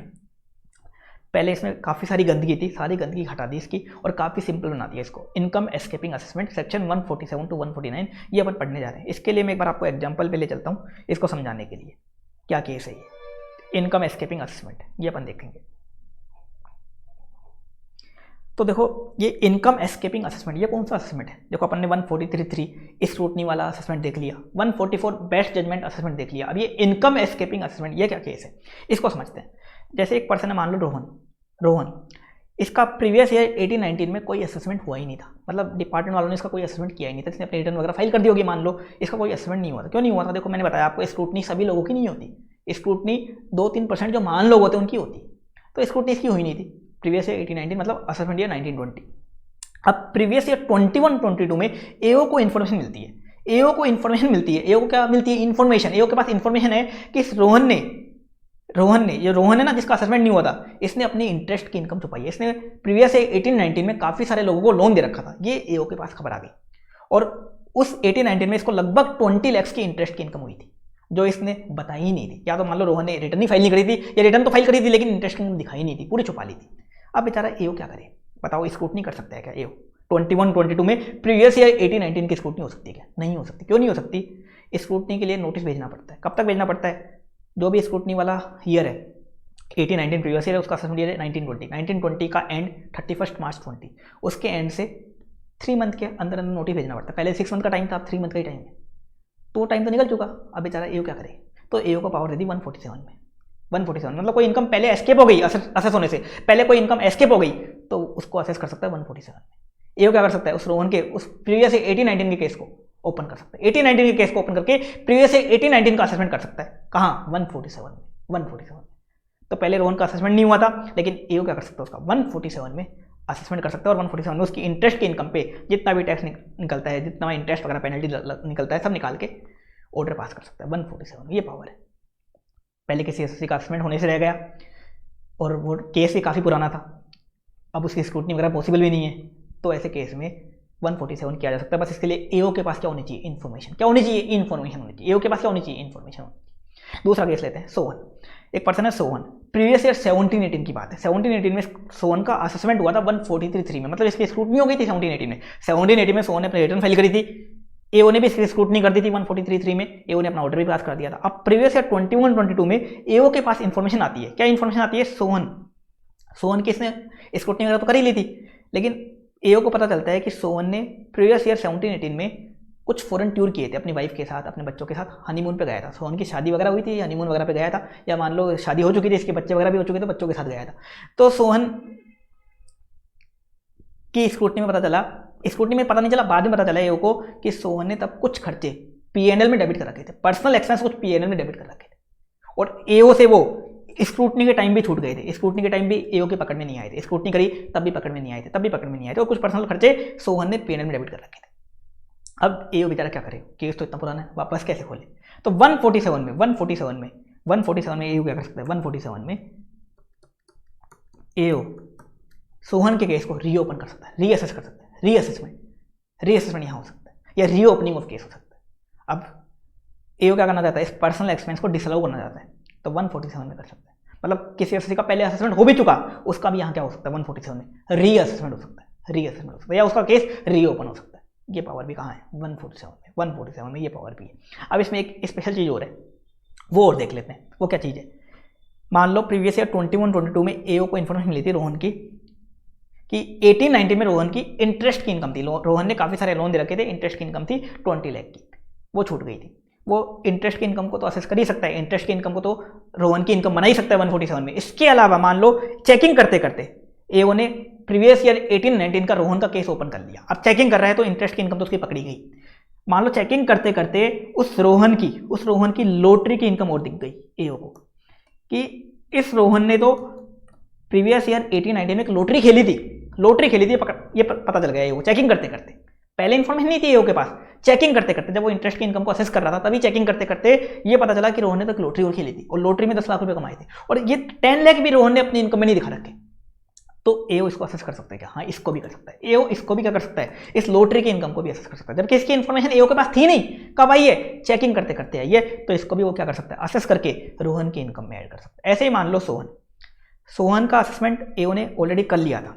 अब सोहन का केस एओ रीओपन कर रहा है क्योंकि एओ के पास इंफॉर्मेशन है कि सोहन ने कुछ पर्सनल खर्चे पीएनएल में डेबिट कर रखे थे, तो इसका केस रीओपन हो गया। अब चेकिंग करते करते एओ ने जो चेकिंग की 147 में, तो पता चला कि सोहन की एक हाउस प्रॉपर्टी थी और इससे इसको इनकम होती थी जो इसे छुपा ली थी। एओ के 143 किया था तब भी पकड़ में नहीं आई थी, सोहन ने छुपा रखी थी तब पकड़ में नहीं आई थी। लेकिन जब पर्सनल एक्सपेंस की चेकिंग कर रहा था एओ, तब चेकिंग करते करते पता चला कि सोहन की एक हाउस प्रॉपर्टी थी और इससे इनकम हो रही थी। बताओ इसको असेस कर सकता है क्या? मतलब सोहन की इस हाउस प्रॉपर्टी की इनकम को बना सकता है क्या? वो एसके मान सकता है कि हाँ, इसको भी मान सकता है, इसका भी असेसमेंट कर सकता है, जबकि उसके पास इंफॉर्मेशन थी नहीं, चेकिंग करते करते इंफॉर्मेशन मिल गई तो उसको भी वो असेस कर सकता है। ये पावर है 147 में। तो किसी एसएससी का पहले असेसमेंट हुआ ही नहीं मान लो, या पहले असेसमेंट हो चुका, एसएससी का 147 में केस फिर से रीओपन हो सकता है, उसका फिर से रीअसेसमेंट किया जा सकता है। अब इसमें सर्च वाला केस और कवर कर लिया गया, वो और समझ लेते हैं सर्च का केस कैसे कवर कर लिया गया। सर्च वाला भी कर लिया गया और सर्वे वाला भी कर लिया गया। अब पहले सर्च वाला देख लेते हैं। एक पर्सन आदित्य, प्रीवियस ईयर 21-22 में इसकी सर्च हुई। सर्च कब हुई? प्रीवियस ईयर 21-22 जो अपना करंट ईयर है, इसमें इसके ऊपर रेट डाली गई और इसके काफ़ी सारा मनी बुलियन ज्वेलरी वगैरह मिला, जो कैसा था? अनएक्सप्लेन था। 5 करोड़ रुपये का अनएक्सप्लेन मिला। तो अब इसका तो क्या हो गया? केस ओपन होगा। अब केस ओपन होगा तो कहाँ होगा? 147 में। कहाँ होगा इसका केस ओपन? 147 में होगा। ये 5 करोड़ रुपये जो इसके मिले हैं इस पर टैक्स निकलेगा। अब ये कब का माना जाएगा 5 करोड़? सर्च के केस में। इन्होंने क्या बोला? सर्च के केस में ध्यान से देना, पूरा अमेंडमेंट हो गया। क्या होगा? जिस ईयर में सर्च हुई है उससे पीछे के 3 साल, उससे पीछे के 3 साल का इसका केस ओपन हो जाएगा, उससे पीछे के 3 साल के इसको नोटिस चले जाएंगे। तो जैसे सर्च कब हुई है? प्रीवियस ईयर 21-22 में हुई है, तो इससे पीछे के 3 साल, प्रीवियस ईयर 2021, प्रीवियस ईयर 19-20 और प्रीवियस ईयर 18-19, इन 3 साल के केस, इन 3 ईयर्स के केसेस क्या हो जाएंगे? ओपन हो जाएंगे। और ये 5 करोड़ की जो इसकी अनडिस्क्लोज इनकम है इन ईयर्स की मानी जाएगी, 2021, 19-20 और 18-19। अगर सर्च 21-22 में हुई तो जिस ईयर में सर्च हुई है उससे पीछे के 3 साल, जिस प्रीवियस ईयर में सर्च हुई है उससे पीछे के 3 साल का केस इसका ओपन हो जाएगा। सर्च के केस में ये मानी जाएगी कि पीछे के 3 साल की एओ के पास डीम्ड इन्फॉर्मेशन है, एओ के पास डीम्ड इन्फॉर्मेशन है। सर्च होते ही क्या मान ली जाएगी? एओ के पास डीम्ड इन्फॉर्मेशन है पीछे के 3 साल की, जिस ईयर में सर्च हुई से पीछे के 3 साल की क्या है? डीम्ड इन्फॉर्मेशन पीछे के 3 साल की, पीछे के 3 साल की, ये माना जाएगा। अब इसमें एक केस और लेते हैं। सर्च मान लो हुई थी मिस्टर ए के, सर्च हुई थी मिस्टर ए के सर्च हुई थी। अब मिस्टर ए के जो भी चीज़ मिलती है, मनी बुलियन ज्वेलरी बुक्स वगैरह, मिस्टर ए की मानी जाती है। लेकिन साफ पता चल रहा है कि जो मनी बुलियन ज्वेलरी वगैरह मिली हैं या बुक्स मिली हैं वो किसी और पर्सन की है। वो साफ पता चल रहा है, वो ए नहीं बोला, साफ पता चल रहा है वो तो किसी और पर्सन की। ऐसा मान लो वो मिस्टर ए के चाचा की हैं, चाचा रहते हैं मुंबई में, मिस्टर ए रहता था जयपुर में, वो मिस्टर ए के चाचा की हैं। तो ऐसे केस में क्या होगा? मैंने आपको सर्च वाले केस में बताया था। ऐसे केस में जो जयपुर का एओ है जिसने मिस्टर ए की सर्च करी थी, वो उन बुक्स को, उन असेट्स को मिस्टर ए का जो चाचा है जो मुंबई में रहता है उसको हैंड ओवर कर देगा। फिर जो चाचा का जो एओ है, मुंबई वाला एओ, वो देखेगा कि चाचा ने इन असेट्स को अपनी रिटर्न में दिखा रखा है, नहीं दिखा रखा। चाचा ने जो भी असेट्स वगैरह मिले हैं वो अपने रिटर्न में शो कर रखे, नहीं कर रखे। मतलब चाचा के वो एक्सप्लेन्ड असेट है या अनएक्सप्लेन्ड असेट है, वो व्हाइट मनी है ब्लैक मनी है। अगर व्हाइट है तो लौटा देगा चाचा को, ब्लैक है तो क्या होगा? चाचा के साथ जो मिस्टर ए के साथ हो रहा है ना, ऐसा ही चाचा के साथ हो जाएगा। बेचारा चाचा फालतू में फंस जाएगा। सेम चाचा का क्या होगा? 3 साल का केस, जिस ईयर में सर्च हुई मिस्टर ए के उससे पीछे के 3 साल का केस ओपन हो जाएगा। कहाँ? 147, पीछे के 3 साल का ये माना जाएगा डीम्ड इन्फॉर्मेशन चाचा की मिल गई। ये माना जाएगा डीम्ड इन्फॉर्मेशन किसकी मिल गई? चाचा की मिल गई। किसकी मिल गई? चाचा की मिल गई। ऐसा तो ये तो होगा सर्च का केस। अब अपन आते हैं सर्वे। मान लो मिस्टर ए के सर्वे होता, मिस्टर ए नहीं, आदित्य वाला केस है ना यहाँ पे, आदित्य के सर्वे होता, तो सर्वे के केस में भी क्या होता? सर्वे के केस में भी डिपार्टमेंट वाले क्या करते हैं? बुक्स ले जाते हैं और क्या करते हैं? वो कैश, वैल्यूएबल आर्टिकल वगैरह का रिकॉर्ड बना के ले जाते हैं। वो साथ में नहीं ले जाते, खाली रिकॉर्ड, इन्वेंट्री बना के ले जाते हैं कि कितना कितना है। और उनको लगता है कि ये आदित्य की क्या है? अनएक्सप्लेन्ड इनकम है या काली कमाई है। तो सर्वे के केस में क्या हो सकता है, जिस ईयर में सर्वे हुआ उससे पीछे के 3 साल का केस रीओपन हो जाएगा। क्या हो जाएगा, डीम्ड इन्फॉर्मेशन मान ली जाएगी और पीछे के 3 साल का केस हो जाएगा। सर्वे के केस में भी यहाँ रीओपन हो जाएगा। तो ये सर्च भी यहाँ कवर कर ली, सर्वे भी यहाँ कवर कर लिया। इसके अलावा अगर किसी एससी का पहले असेसमेंट नहीं हुआ था और अब असेसमेंट एओ करना चाहता है, एओ के पास इन्फॉर्मेशन है तो कर सकता है यहाँ पे। इसके अलावा पहले किसी एससी का असेसमेंट हो चुका और एओ उसका केस रीओपन करना चाहता है या उसको रीअसेस करना चाहता है तो कर सकता है यहाँ पे। एओ के पास क्या होनी चाहिए, इन्फॉर्मेशन। लेकिन सर्च सर्वे के केस में आगे पता चलेगा आपको, सर्च सर्वे के केस में इन्फॉर्मेशन होने की जरूरत ही नहीं है। अगर किसी के सर्च हुई है या किसी के सर्वे हुआ है तो ये माना जाएगा एओ के पास डीम्ड इन्फॉर्मेशन है। क्या है, डीम्ड इन्फॉर्मेशन है। और कब की है, जिस ईयर में सर्च सर्वे हुआ है उससे पीछे के 3 साल की, उससे पीछे के 3 साल की डीम्ड इन्फॉर्मेशन है। क्या है, डीम्ड इन्फॉर्मेशन है। ये था आपका 147 to 149। अब इसके प्रोविजन अपन देख लेते हैं, क्या प्रोविजन है क्या नहीं। तो देखो क्या दे रखा है, assessment of income, escaping assessment, reassessment या रीओपनिंग ऑफ केस, सारे केस यहाँ कवर कर लिए सेक्शन 147 में। तो कोई ऐसी इनकम है जो किसी असेसमेंट ईयर की असेस होने से एस्केप हो गई तो ए उस इनकम को असेस या रीअसेस कर सकता है। इसके बाद बता रखा है चेकिंग करते वक्त अगर एओ के पकड़ में कोई दूसरी इनकम भी आ जाती है तो एओ उसको भी असेस कर सकता है, एओ उसको भी असेस कर सकता है। ये था सेक्शन 147 जो मैंने आपको समझाया। अब 148 एक सेक्शन है इसमें 148। अगर एओ को 147 का असेसमेंट करना है तो एओ को 148 वाला नोटिस सर्व करना पड़ेगा। 148 वाला नोटिस एसएससी को सर्व करना पड़ेगा और नोटिस सर्व करके एओ को क्या मंगवानी पड़ेगी, एसएससी से रिटर्न मंगवानी पड़ेगी, एसएससी से रिटर्न ऑफ इनकम मंगवानी पड़ेगी। अब ये नोटिस कब इशू हो सकता है, कब सर्व किया जा सकता है, बता रखा है 2 केस में। पहला, अगर एओ के पास इन्फॉर्मेशन है तो ही ये नोटिस इशू किया जा सकता है, ये नोटिस सर्व किया जा सकता है। अगर एओ के पास क्या है, इन्फॉर्मेशन है। अब इन्फॉर्मेशन कैसे आएगी, 2 केस बता रखे हैं। पहला, कोई इन्फॉर्मेशन फ्लैग्ड हो गई और फ्लैग कैसे हुई, as per risk management strategy. As per risk management strategy कोई इन्फॉर्मेशन फ्लैग्ड हो गई। आप बोलोगे ये फ्लैग्ड रिस्क मैनेजमेंट स्ट्रेटेजी क्या चीज़ है, ये कैसे, देखो फ्लैग्ड कैसे होती है, कैसे फ्लैग्ड होती है आपको पता चलेगा अभी। जैसे मान लो प्रीवियस ईयर 18-19 में एक पर्सन था अमन, इसका मान लो असेसमेंट हुआ ही नहीं था, असेसमेंट हुआ नहीं था। अब प्रीवियस ईयर 21-22 में इंफॉर्मेशन पता चली एओ को। इंफॉर्मेशन कैसे पता चली एओ को कि इस अमन ने प्रीवियस ईयर 18-19 में एक 70 लाख की कार खरीदी थी। कार कैसे खरीदी थी, पता कैसे चलेगी, ये अपन देख रहे हैं। अब फ्लैग कैसे होगी, देखो गवर्नमेंट ने ऐसे ऐसे प्रोविजन बना दिया इनकम टैक्स में जिससे इन्फॉर्मेशन क्रॉस वेरीफाई हो जाती है। क्रॉस वेरीफाई कैसे हो जाती है, अपन ने देखा था टीसीएस का प्रोविजन याद हो आपको। सेलर क्या करता है, बायर का टीसीएस कलेक्ट करता है कुछ चीज़ों में, कुछ केस में। तो इस केस में देखो अमन का 70 लाख की कार अमन ने परचेज की थी, तो सेलर ने क्या किया होगा, 1% की रेट से अमन का टीसीएस कलेक्ट किया होगा। 1% की रेट से सेलर ने क्या किया होगा, टीसीएस कलेक्ट किया होगा और गवर्नमेंट को जमा कराया होगा और सेलर ने रिटर्न वगैरह भी फाइल करी होगी टीसीएस की रिटर्न। अब तब तो अमन पकड़ा नहीं गया स्क्रूटनी में, तो देखो कंप्यूटर के थ्रू 2-3% लोग सेलेक्ट किए जाते हैं, तब सैम्पलिंग बेसिस पे अमन बच गया।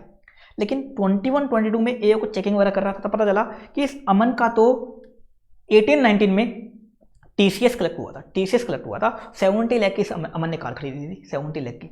चलो कार कोई खरीद भी सकता है, अमन अमीर आदमी खरीद सकता है, लेकिन पता चला ये अमन तो एक नंबर का क्या था, नल्ला टाइप का आदमी था। नल्ला टाइप मतलब इसे कोई इनकम होती नहीं थी कभी, मतलब लास्ट के 8-10 साल से इसने कभी इनकम दिखाई नहीं थी अपनी।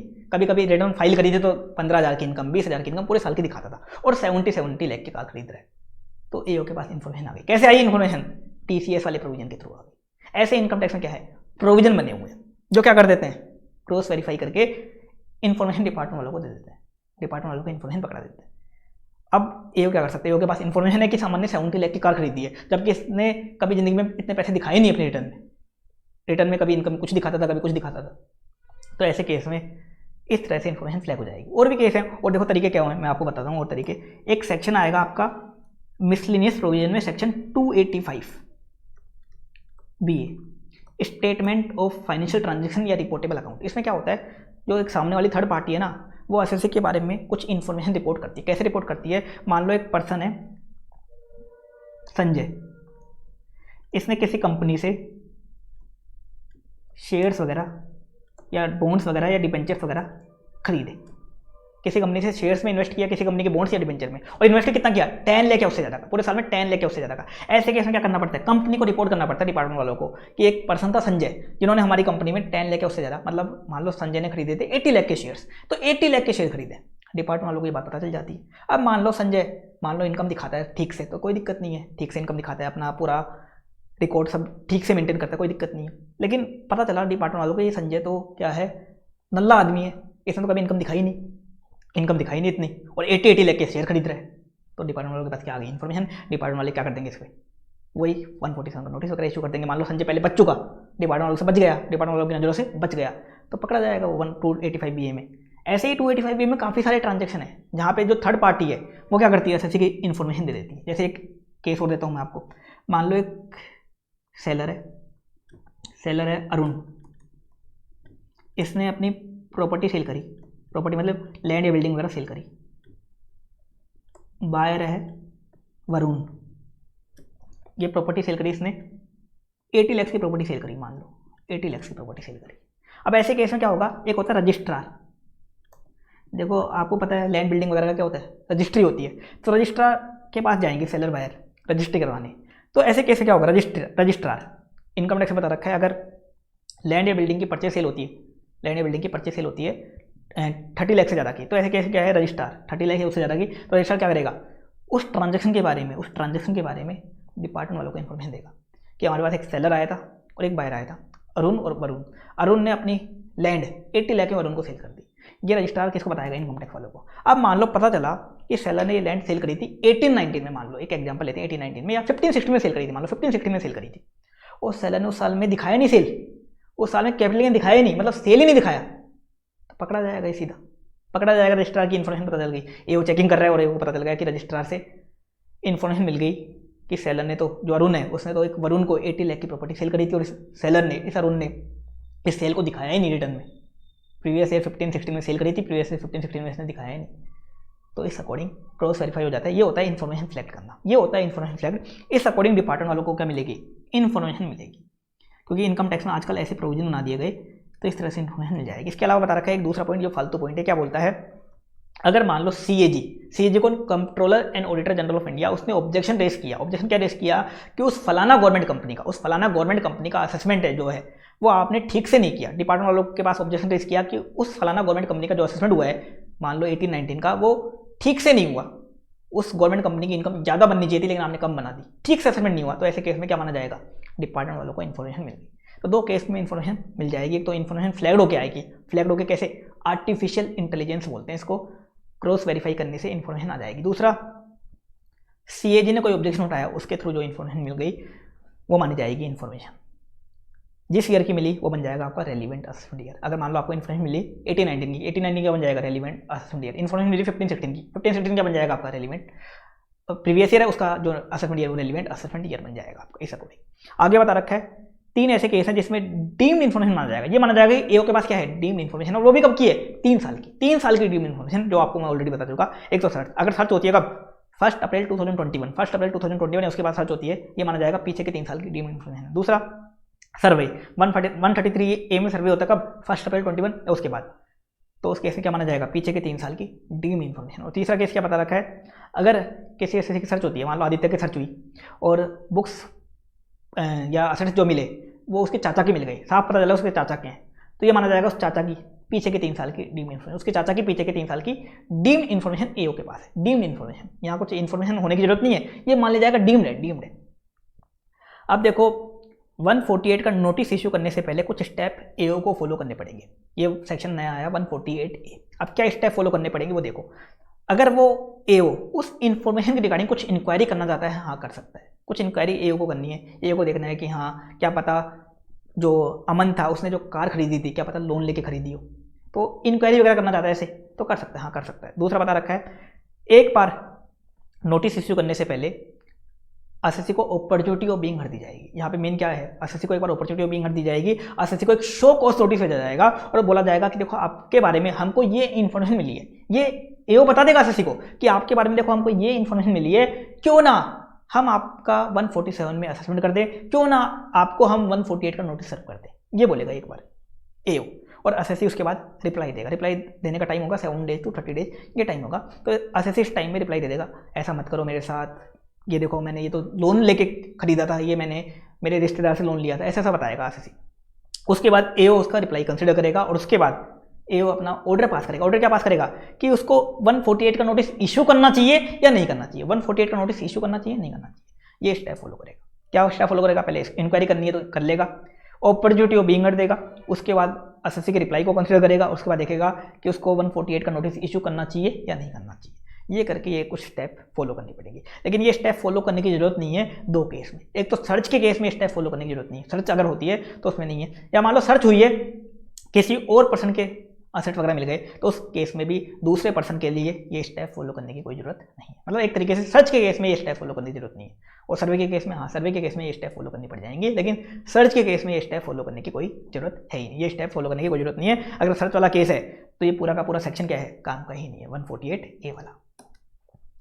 आगे बता रखा है अब नोटिस कब तक इशू करना पड़ेगा, 149 में टाइम लिमिट दे रखा है, 149 में टाइम लिमिट दे रखा है। देखो नॉर्मल केस में कब तक इशू कर सकते हैं, with in 3 years from end of relevant assessment year. जो भी रेलिवेंट असेसमेंट ईयर है, मतलब जिस असेसमेंट ईयर की इन्फॉर्मेशन मिली है उसके एंड से 3 ईयर्स के अंदर अंदर नोटिस इशू किया जा सकता है। जैसे नीचे चलते हैं अपन, नीचे केस देखते हैं अपन, जो अपन ने एग्जाम्पल देखा था ना, आपको समझ में आ जाएगा उससे। जैसे रोहन की इन्फॉर्मेशन कब की मिली है, प्रीवियस ईयर 18-19 की, मतलब असेसमेंट ईयर क्या हो गया 19-20, इसका एंड कब होगा 31 मार्च 20 को, ये होगा। इसमें 3 ईयर्स ऐड कर दो, इसमें 3 ईयर्स ऐड कर दो, तो ये हो गया 31 मार्च 23। 31 मार्च 23 तक जो 148 वाला जो नोटिस है वो इशू किया जा सकता है। अगर क्या करना है आपको, 147 का असेसमेंट करना है तो कब तक कर सकते हो, 31 मार्च 23, इसके बाद नहीं हो सकता, इसके बाद नहीं हो सकता। ऐसे ही सोहन का केस देख लेते हैं, प्रीवियस ईयर 17-18 का केस है, मतलब असेसमेंट ईयर हो गया 18-19, इसका एंड हुआ 31 मार्च 19, इसमें 3 ईयर्स ऐड कर दो, 31 मार्च 22 तक नोटिस इशू किया जा सकता है। 31 मार्च 22 तक ये नोटिस इशू किया जा सकता है, 31 मार्च 22 तक ये नोटिस इशू किया जा सकता है। अब आ जाते हैं अपन ऊपर, ये तो था नॉर्मल केस।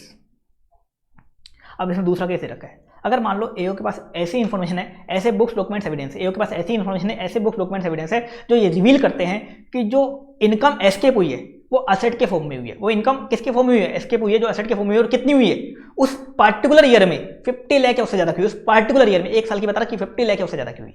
ये पहले सर्च के केस में होता था कि पीछे के 4 साल में, जो लास्ट के 4 साल है उसमें टोटल मिला के 50 लाख। अभी ऐसा नहीं है, ये अलग ही कर दिया कि एओ के पास ऐसे इन्फॉर्मेशन है, ऐसे बुक्स डॉक्यूमेंट्स एविडेंस है जो ये रिवील करते हैं कि जो इनकम एस्केप हुई है वो असेट के फॉर्म में, असेट मतलब immovable property, share, securities, loans and advance deposit in bank account, ये कुछ असेट बता रखे हैं, बाकी और भी असेट हो सकते हैं। तो असेट के फॉर्म में कितनी हुई है, यहाँ असेट के फॉर्म में लेंगे अपन, ड्रीम इनकम नहीं लेंगे। तो असेट के फॉर्म में कितनी हुई है, 50 लाख या उससे ज्यादा की हुई है, 50 लाख या उससे ज्यादा की हुई है। अगर एओ के पास ऐसी इन्फॉर्मेशन है तो उस पार्टिकुलर असेसमेंट ईयर के लिए आप कब तक नोटिस इशू कर सकते हो, 10 years, with in 10 years from end of relevant assessment year, with in 10 years from end of relevant assessment year. इसके लिए भी एक एग्जांपल देख लेते हैं, नीचे एक एग्जांपल देख लेते हैं इसके लिए भी।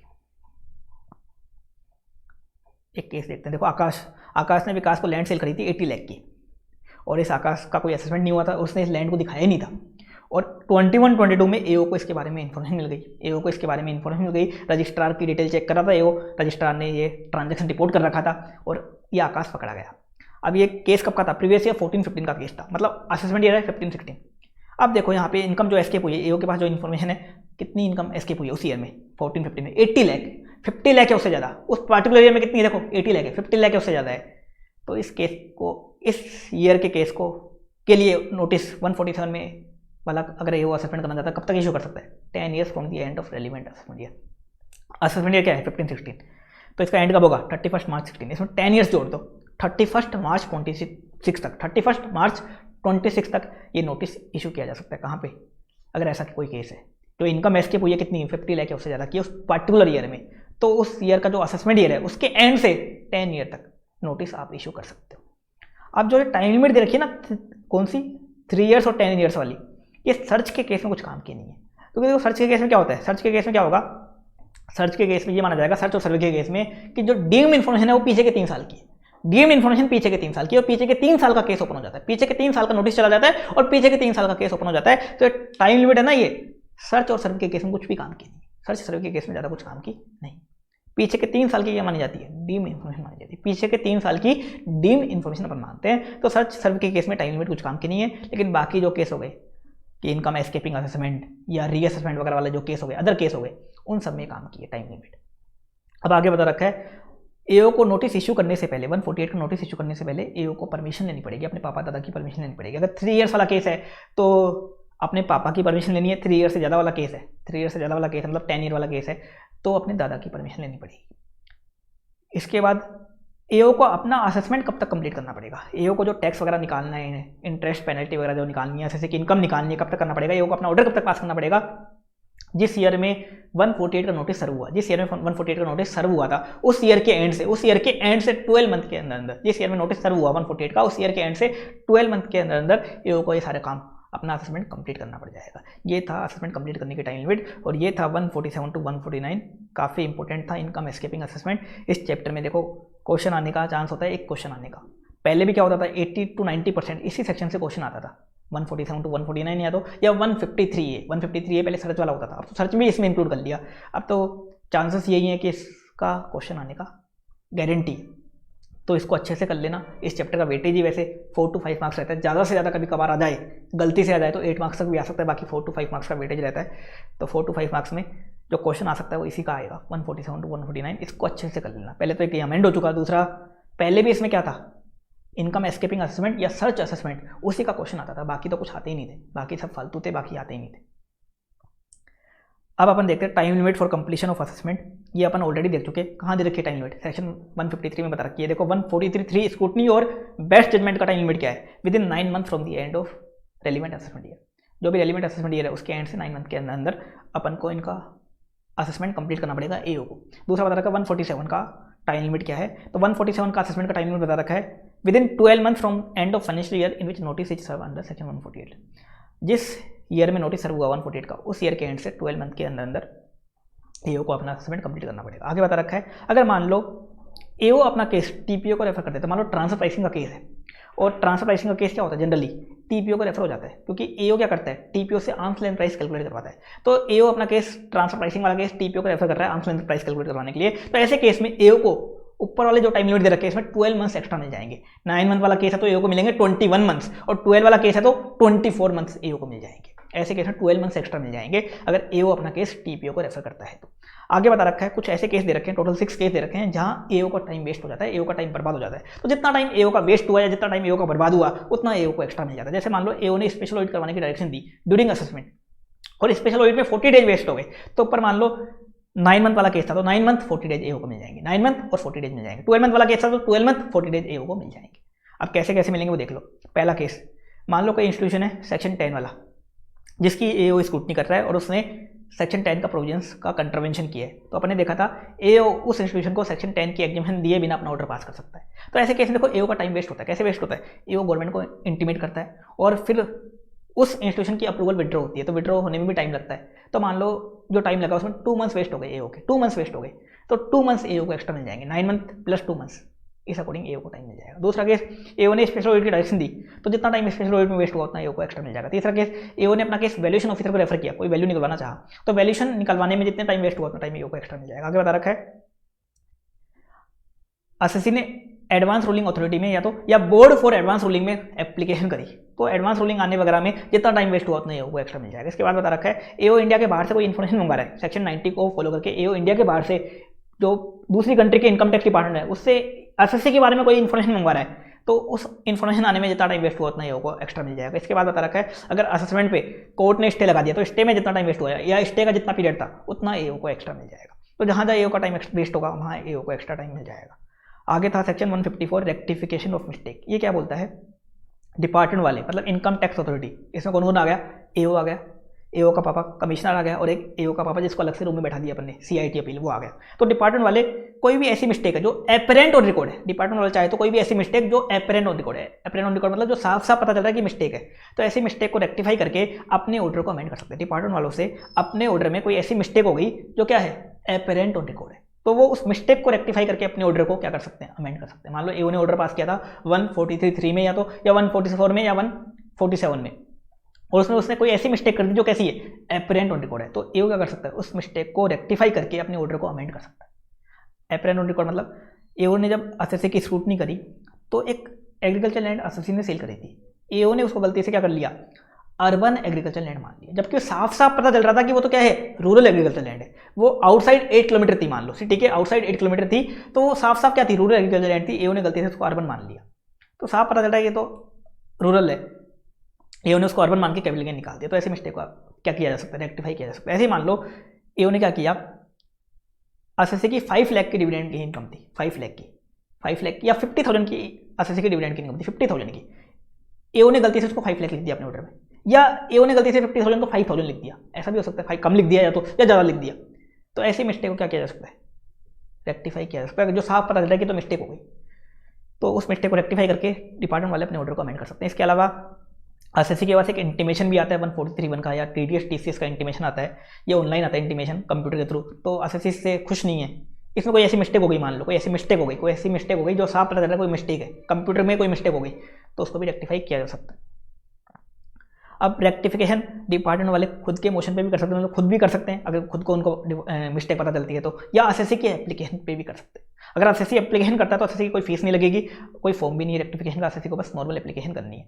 अब टाइम लिमिट रेक्टिफिकेशन का कब तक होगा, अगर डिपार्टमेंट वाले खुद के मोशन पे करते हैं, मतलब ओन मोशन पे करते हैं, खुद से रेक्टिफिकेशन करते हैं, तो कब तक कर सकते हैं, जिस ईयर में वो मिस्टेक वाला ऑर्डर पास हुआ था, जिस ईयर में मिस्टेक वाला ऑर्डर पास हुआ था उस ईयर के एंड से 4 ईयर के अंदर, उस ईयर के एंड से 4 ईयर्स के अंदर वो मिस्टेक को रेक्टिफाई कर सकते हैं। लेकिन एसएससी की एप्लीकेशन पे करते हैं तो जिस ईयर में एसएससी का एप्लीकेशन डिपार्टमेंट वालों को मिला, जिस मंथ में एसएससी का एप्लीकेशन डिपार्टमेंट वालों को मिला, उस मंथ के एंड से 6 मंथ के अंदर रेक्टिफाई करना पड़ जाएगा। अब इसमें एक चीज और बता रखा है, एसएससी जो एप्लीकेशन करेगा कब तक करना पड़ेगा एसएससी को, 4 ईयर के अंदर। जिस ईयर में वो मिस्टेक वाला ऑर्डर पास हुआ उस ईयर के एंड से 4 ईयर के अंदर एसएससी को एप्लीकेशन करना पड़ेगा, और जैसे ही एसएससी का एप्लीकेशन डिपार्टमेंट वालों को मिला उस मंथ के एंड से 6 मंथ के अंदर रेक्टिफिकेशन करना पड़ेगा डिपार्टमेंट वालों को। अब डिपार्टमेंट वालों में रेक्टिफिकेशन कौन करेगा, देखो अगर एओ का ऑर्डर है तो एओ रेक्टिफाई करेगा, सीआईटी अपील का ऑर्डर है तो सीआईटी अपील रेक्टिफाई करेगा, और कमिश्नर का ऑर्डर है तो कमिश्नर रेक्टिफाई करेगा। ऐसा नहीं कि कमिश्नर का ऑर्डर एओ रेक्टिफाई कर रहा है या सीआईटी अपील का ऑर्डर एओ रेक्टिफाई कर रहा है, ऐसा नहीं होगा, या एओ का ऑर्डर सीआईटी अपील रेक्टिफाई कर रहा है, ऐसा नहीं होगा। जिस अथॉरिटी का ऑर्डर है वही रेक्टिफाई कर पाएगी।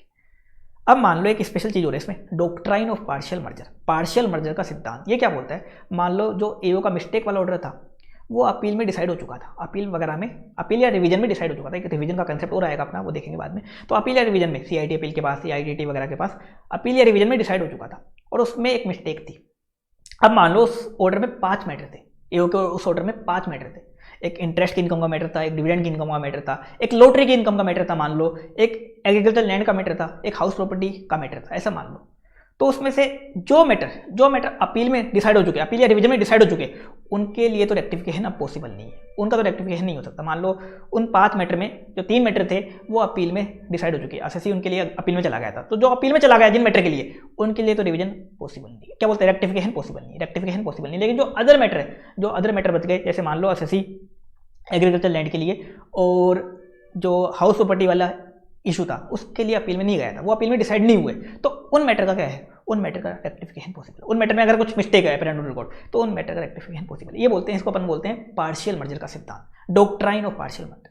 तो अगर उस ईयर का जो ऑर्डर था एओ का मिस्टेक वाला ऑर्डर, वो किसी अपील या रिवीजन में डिसाइड हो गया, तो जो मैटर अपील या रिवीजन में डिसाइड हो गए, जो अपील या रिवीजन का पार्ट बन गए, डिसाइड हो गए, उन मैटर का तो रेक्टिफिकेशन पॉसिबल नहीं है। लेकिन जो अदर मैटर हैं, जो अपील या रिवीजन का पार्ट नहीं थे, जो अपील और रिवीजन का पार्ट ही नहीं थे, वो अदर मैटर को रेक्टिफाई किया जा सकता है, अमेंड किया जा सकता है।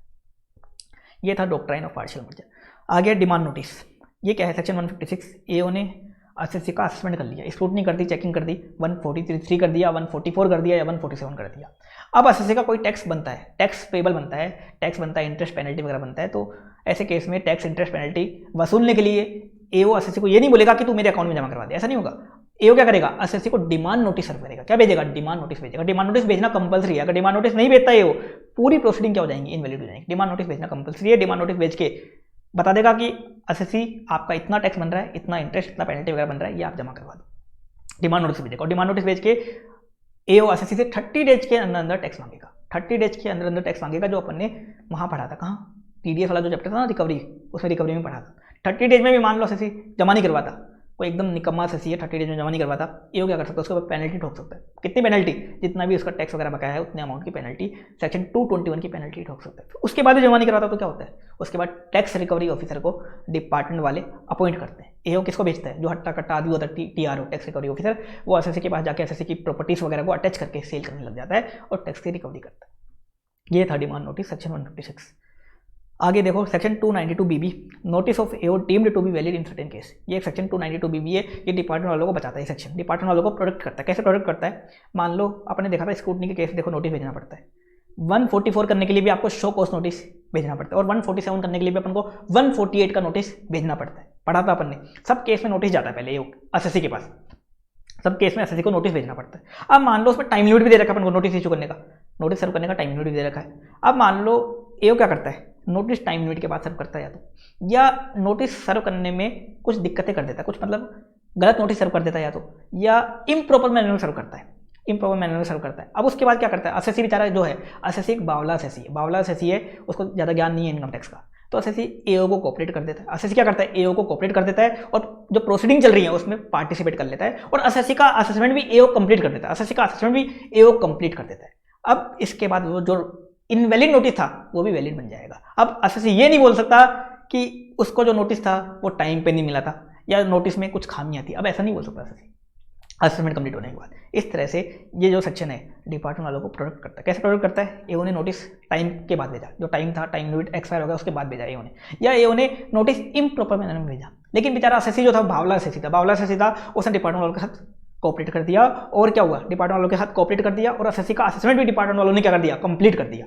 अब एसएससी असेसमेंट कंप्लीट होने के बाद ये नहीं बोल सकता कि उसके पास नोटिस टाइम पे नहीं आया था या इम्प्रॉपर मैनर में आया था। अब एसएससी ऐसा नहीं बोल सकता, वो नोटिस क्या बन जाएगा, वैलिड बन जाएगा, वो इनवैलिड नोटिस क्या बन जाएगा, वैलिड बन जाएगा। लेकिन इसमें एक पॉइंट लगा दिया, अगर एसएससी क्या कर देता है, असेसमेंट कंप्लीट होने से पहले एओ ने जो असेसमेंट कंप्लीट किया उससे पहले ऑब्जेक्शन उठा देता है कि मेरे पास तो नोटिस टाइम पे नहीं आया था या इम्प्रॉपर मैनर में आया था, तो फिर क्या होगा, फिर ये प्रोविजन अप्लाई नहीं होगा, फिर वो नोटिस इनवैलिड ही रहेगा। तो अगर एसएससी असेसमेंट कंप्लीट होने से पहले ऑब्जेक्शन उठा देता है तो एसएससी बच जाएगा। लेकिन इसमें एक नोट और दे रखा है, ये केस लो का पॉइंट है, नोट ये ध्यान से देखना है। नोट क्या नोट है, देखो एक तो केस है कि एओ ने नोटिस टाइम पे इशू ही नहीं किया, या इम्प्रॉपर मैनर में इशू किया। ऐसी गलतियां तो एओ की बच सकती हैं। बच कैसे सकती हैं, अगर एसएससी कोऑपरेट कर देता है और एसएससी का असेसमेंट भी कंप्लीट हो जाता है तो वो वैलिड बन जाएगा। लेकिन मान लो एक केस ये भी है कि एसएससी को एओ ने नोटिस इशू नहीं किया, एसएससी ज़्यादा ही बावला था, एओ ने बिल्कुल नोटिस इशू ही नहीं किया, और एओ ने एसएससी की स्क्रूटनी भी कर दी, एसएससी ने पूरा पार्टिसिपेशन कर लिया, एओ ने 143 को नोटिस इशू ही नहीं किया, मान लो इशू ही नहीं किया, और एसएससी बेचारा एकदम ज़्यादा बावला था, उसने एओ के साथ पूरा कोऑपरेट कर दिया, एओ ने उसका असेसमेंट भी कंप्लीट कर दिया, जबकि एओ ने नोटिस तक इशू नहीं किया था, तो बताओ एओ ने नोटिस तक इशू नहीं किया था, उसके बाद एओ बच सकता है क्या, मतलब एसएससी बच सकता है कि यार एओ ऐसा बोल सकता है कि उसका नोटिस वैलिड था या उसका नोटिस वैलिड बन जाएगा, नहीं बनेगा, वो क्यूरेबल डिफेक्ट नहीं है। मतलब अगर डिपार्टमेंट वाले नोटिस इशू नहीं करते तो वो क्यूरेबल डिफेक्ट नहीं माना जाएगा। मतलब 292 बीबी में जो उनको प्रोटेक्शन दे रखा है वो नहीं मिलेगा। नोटिस इशू करना तो मैंडेटरी है, नोटिस इशू नहीं करते और कोई ज़्यादा ही बावला सेसी था, उसने कोऑपरेट भी कर दिया, उसका असेसमेंट भी कंप्लीट हो गया, उसके बाद पूरी प्रोसीडिंग क्या हो जाएंगी, इनवैलिड मानी जाएगी। फिर भी क्या मानी जाएंगी, पूरी प्रोसीडिंग इनवैलिड मानी जाएंगी। तो नोटिस इशू करना तो क्या है, मैंडेटरी है। डिपार्टमेंट वालों को नोटिस इशू करना तो मैंडेटरी है, ये सुप्रीम कोर्ट का जजमेंट आया। नोटिस इशू करना तो क्या है, मैंडेटरी है। ये था अपना ये चैप्टर। अब इसमें एक चीज़ और बची हुई है, वो और देख लेते हैं, फेसलेस असेसमेंट। ये क्या है फेसलेस असेसमेंट, इसके लिए देखो सेक्शन आया 144B। आगे जाके सारे असेसमेंट क्या होंगे, फेसलेस होंगे। तो उसमें जो 144B है ये तो स्टार्ट भी हो चुका। अब इसमें जो चीज़ें कवर्ड है, इसमें ओनली 2 सेक्शन का असेसमेंट कवर्ड है। कौन कौन सा कवर्ड है, एक तो 143 कवर्ड है और एक 144, मतलब एक स्क्रूटनी असेसमेंट कवर्ड है और एक बेस्ट जजमेंट असेसमेंट कवर्ड। आप बोलोगे 147 क्यों कवर नहीं किया, तो देखो 147 के लिए अलग से सेक्शन आएगा, वो अभी आया नहीं है, उसके अभी प्रोविजन नहीं बने, वो अभी आपके अप्लाई नहीं है। आपके अप्लाई कौन सा है, 144B सेक्शन, जिसमें ओनली 2 सेक्शन का असेसमेंट कवर्ड है, 143 और 144। अब ये असेसमेंट होगा आपका फेसलेस मतलब ई असेसमेंट होगा। आप बोलोगे ये ई असेसमेंट क्या होता है, देखो अभी जो अपन ने पढ़ा उसमें तो क्या होता था, जो अपन ने 143 या 144 पढ़ा, वो एक तरीके से फिजिकल असेसमेंट बोल दो उसको। उसमें क्या होता था, उसमें एओ को पता होता था कि उसका एसएससी कौन है और एसएससी को पता होता था उसका एओ कौन है। तो ऐसे केस में क्या होता था, देखो एसएससी से एओ डॉक्यूमेंट्स वगैरह बुक्स वगैरह मंगवाता था, एसएससी जाता था डिपार्टमेंट, डॉक्यूमेंट्स वगैरह बुक्स वगैरह ले गया, नीचे एक गड्डी लगाई पैसों की और वो लेके गया और काम सेट करवा के आ गया, मामला सेट हो गया ऐसे। और एओ ने उतनी इनकम थी जितनी थी उतनी रहने दी, काम खत्म कर दिया। ये चलता था अभी तक जो असेसमेंट होते थे इंडिया में, भयंकर करप्शन चलता था ऐसे। तो इसी करप्शन को रोकने के लिए क्या लाया गया कंसेप्ट, फेसलेस असेसमेंट का। जितने भी केस होते थे सारे के सारे करप्शन में खत्म हो जाते थे। ऐसे एक गड्डी ले जाता था पैसे की और काम क्लियर करवाया जाता था, वो पूरा मैटर क्लियर करवाया जाता था। तो ऐसा क्या होता था, इससे कुछ फर्क, फिर तो क्या हुआ कि जो असेसमेंट हुआ जो डिपार्टमेंट करते हैं ये तो एकदम फालतू हो गया, क्योंकि एसएससी के मन से डर खत्म हो गया था। डर कैसे खत्म हो गया था? एसएससी को पता था एसएससी को इनकम कम दिखाता था, कम टैक्स निकालता था। वैसे तो स्क्रूटनी से बच गया तो बढ़िया बात है, स्क्रूटनी में आ भी गया तो एसएससी को पता था कि मैं एओ को पैसे खिला दूंगा, एओ को या उसके पापा को पैसे खिला के मामला सेट कर दूंगा। मेरी इनकम 5 करोड़ बनती है, मैं 50 लाख ही दिखाता हूँ, 50 लाख दिखा दिया उसने, और मान लो उसने 1 करोड़ का टैक्स बचा लिया, 1 करोड़ का टैक्स बचा लिया। वो सोचता था कि मैं आगे जाके अगर पकड़ा भी गया तो एओ को या उसके पापा को 5 लाख रुपए खिला दूंगा, 5 लाख भी खिलाऊंगा तो भी 95 लाख की बचत होगी। तो ऐसा चलता था इंडिया में, ऐसा करप्शन चलता था। तो उसी को रोकने के लिए क्या लाया गया? फेसलेस असेसमेंट का कंसेप्ट लाया गया। सेक्शन 144 भी बनाया गया, 143 और 144 इन सेक्शंस के लिए बनाया गया। 144 भी 147 के लिए अलग से आएगा, लेकिन अभी जो कवर्ड है कौन सा है? 143 और 144। अब फेसलेस असेसमेंट में क्या होगा? इसमें क्या होगा वो अपन देखते हैं। देखो इसमें सबसे पहले होगा एक national e assessment centre, national e assessment centre NEC, और ये सेंट्रलाइज बॉडी होगी। इसका ऑफिस कहाँ होगा? इसका दिल्ली में ऑफिस होगा। और ये सारे काम कौन करेगी? एनईसी करेगी। जो कम्युनिकेशन का काम होगा किसका होगा? एनईसी का होगा। इसका ऑफिस कहाँ होगा? दिल्ली में होगा, सेंट्रलाइज बॉडी होगी। इसके नीचे हर स्टेट में क्या होंगे? रीजनल ई असेसमेंट सेंटर, जिसको अपन बोलेंगे आरईसी, रीजनल ई असेसमेंट सेंटर। रीजनल सेंटर होंगे, एक मान लो जयपुर में हो गया, एक कोलकाता में हो गया, एक मान लो बेंगलोर में हो गया, एक चेन्नई में हो गया। इस तरह से हो गए रीजनल ई असेसमेंट सेंटर। और हर सेंटर में, हर रीजनल सेंटर में 4 यूनिट होंगी। हर रीजनल सेंटर में क्या होंगी? 4 unit, AU, VU, TU, RU. Assessment unit, verification unit, technical unit और एक रिव्यू यूनिट। असेसमेंट यूनिट का फंक्शन क्या होगा?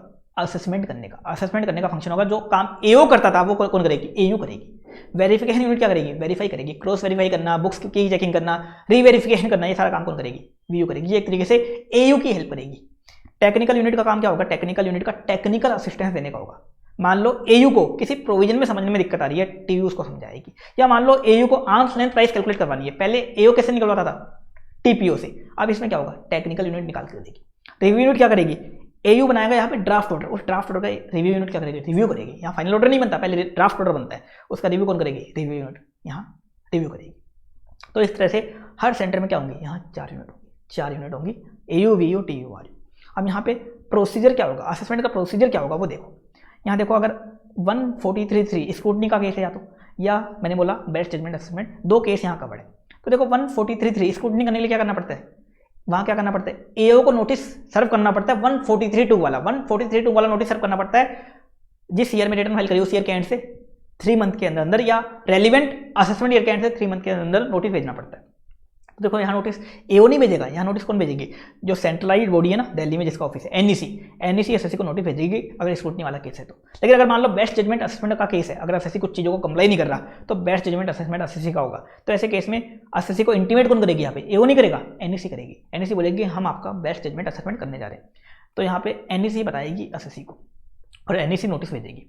अब उसके बाद एनईसी क्या करेगी? उस एसएससी का केस किसी भी एयू को असाइन कर देगी, किसी भी एयू को, एयू मतलब असेसमेंट यूनिट को असाइन कर देगी। वो जयपुर वाला एयू भी हो सकता है, दिल्ली वाला क्या बोलते हैं जयपुर वाला भी हो सकता है, मुंबई वाला भी हो सकता है, कलकत्ता वाला भी हो सकता है, चेन्नई वाला भी हो सकता है, भुवनेश्वर वाला भी हो सकता है, या जहाँ भी रीजनल सेंटर है वहाँ का कोई भी एयू हो सकता है। अब कैसे करेगी? अपने मन से करेगी? अपने मन से नहीं करेगी वो, अपने मन से नहीं करेगी, अपने मन से नहीं करेगी वो। कैसे करेगी? तो उसके लिए एक सॉफ्टवेयर है ऑटोमेटेड एलोकेशन सिस्टम। वो किसी भी एयू को असाइन करेगी ऑटोमेटेड एलोकेशन सिस्टम में, उस एसएससी का नाम डालेगी और वो लॉटरी की तरह एक सिस्टम क्या करेगा? किसी भी एयू को ऑटोमेटिकली चूज कर लेगा। मान लो एसएससी है जयपुर का और उस सिस्टम ने चूज कर लिया चेन्नई का एयू, तो चेन्नई के एयू को केस असाइन हो जाएगा। चेन्नई के एयू को क्या होगा? केस असाइन होगा एसएससी जयपुर का और केस इसका असाइन होगा चेन्नई के एयू को, चेन्नई के एयू को। और इस ई असेसमेंट में, इस फेसलेस असेसमेंट में किसी को पता नहीं रहेगा कि एसएससी को ये नहीं पता रहेगा कि उसका एयू कौन है या उसका एओ कौन है, और एओ या एयू को ये नहीं पता रहेगा कि उसका एसएससी कौन है। कुछ नहीं पता रहेगा, किसी को कुछ नहीं पता रहेगा। अब इसके बाद बता रखा है एयू क्या करेगा? एयू के पास केस आ गया, मान लो चेन्नई वाले एयू के पास केस आ गया जयपुर वाले एसएससी का। अब एयू को असेसमेंट करने के लिए देखो डॉक्यूमेंट्स भी चाहिए, बुक्स भी चाहिए, इन्फॉर्मेशन भी चाहिए, तभी तो एयू बेचारा चेकिंग करेगा। तो एयू रिक्वेस्ट करेगा इन्फॉर्मेशन के लिए, किससे करेगा? एसएससी से नहीं करेगा, एनईसी से करेगा।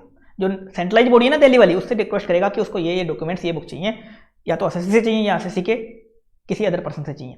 तो एनईसी क्या करेगी? जो भी डॉक्यूमेंट्स, एविडेंस या इन्फॉर्मेशन चाहिए एसएससी से चाहिए तो एसएससी को नोटिस भेज के वो मंगवाएगी, खुद के पास मंगवाएगी, वो खुद के पास मंगवा लेगी। या मान लो एसएससी के बैंक से चाहिए तो बैंक से मंगवा लेगी, या एसएससी किसी फर्म में पार्टनर है उस पार्टनरशिप फर्म से चाहिए तो उससे मंगवा लेगी। तो उस अकॉर्डिंग एनईसी इन्फॉर्मेशन मंगवाएगी और एसएससी वाले या जो थर्ड पर्सन है वो उस एनईसी को इन्फॉर्मेशन सेंड कर देंगे और एनईसी क्या कर देगी? उसको फॉरवर्ड कर देगी एयू के पास, एयू के पास फॉरवर्ड कर देगी। ऐसे ही मान लो एयू को कुछ वेरिफिकेशन करवाना है, कुछ रीवेरिफिकेशन करवाना है, कुछ क्रॉस वेरिफिकेशन वगैरह करवाना है।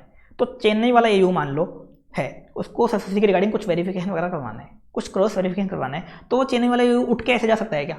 ऐसे वीयू के पास जा सकता है क्या? अपनी वीयू के पास नहीं जा सकता, ऐसे नहीं जाएगा, ऐसे नहीं जाएगा।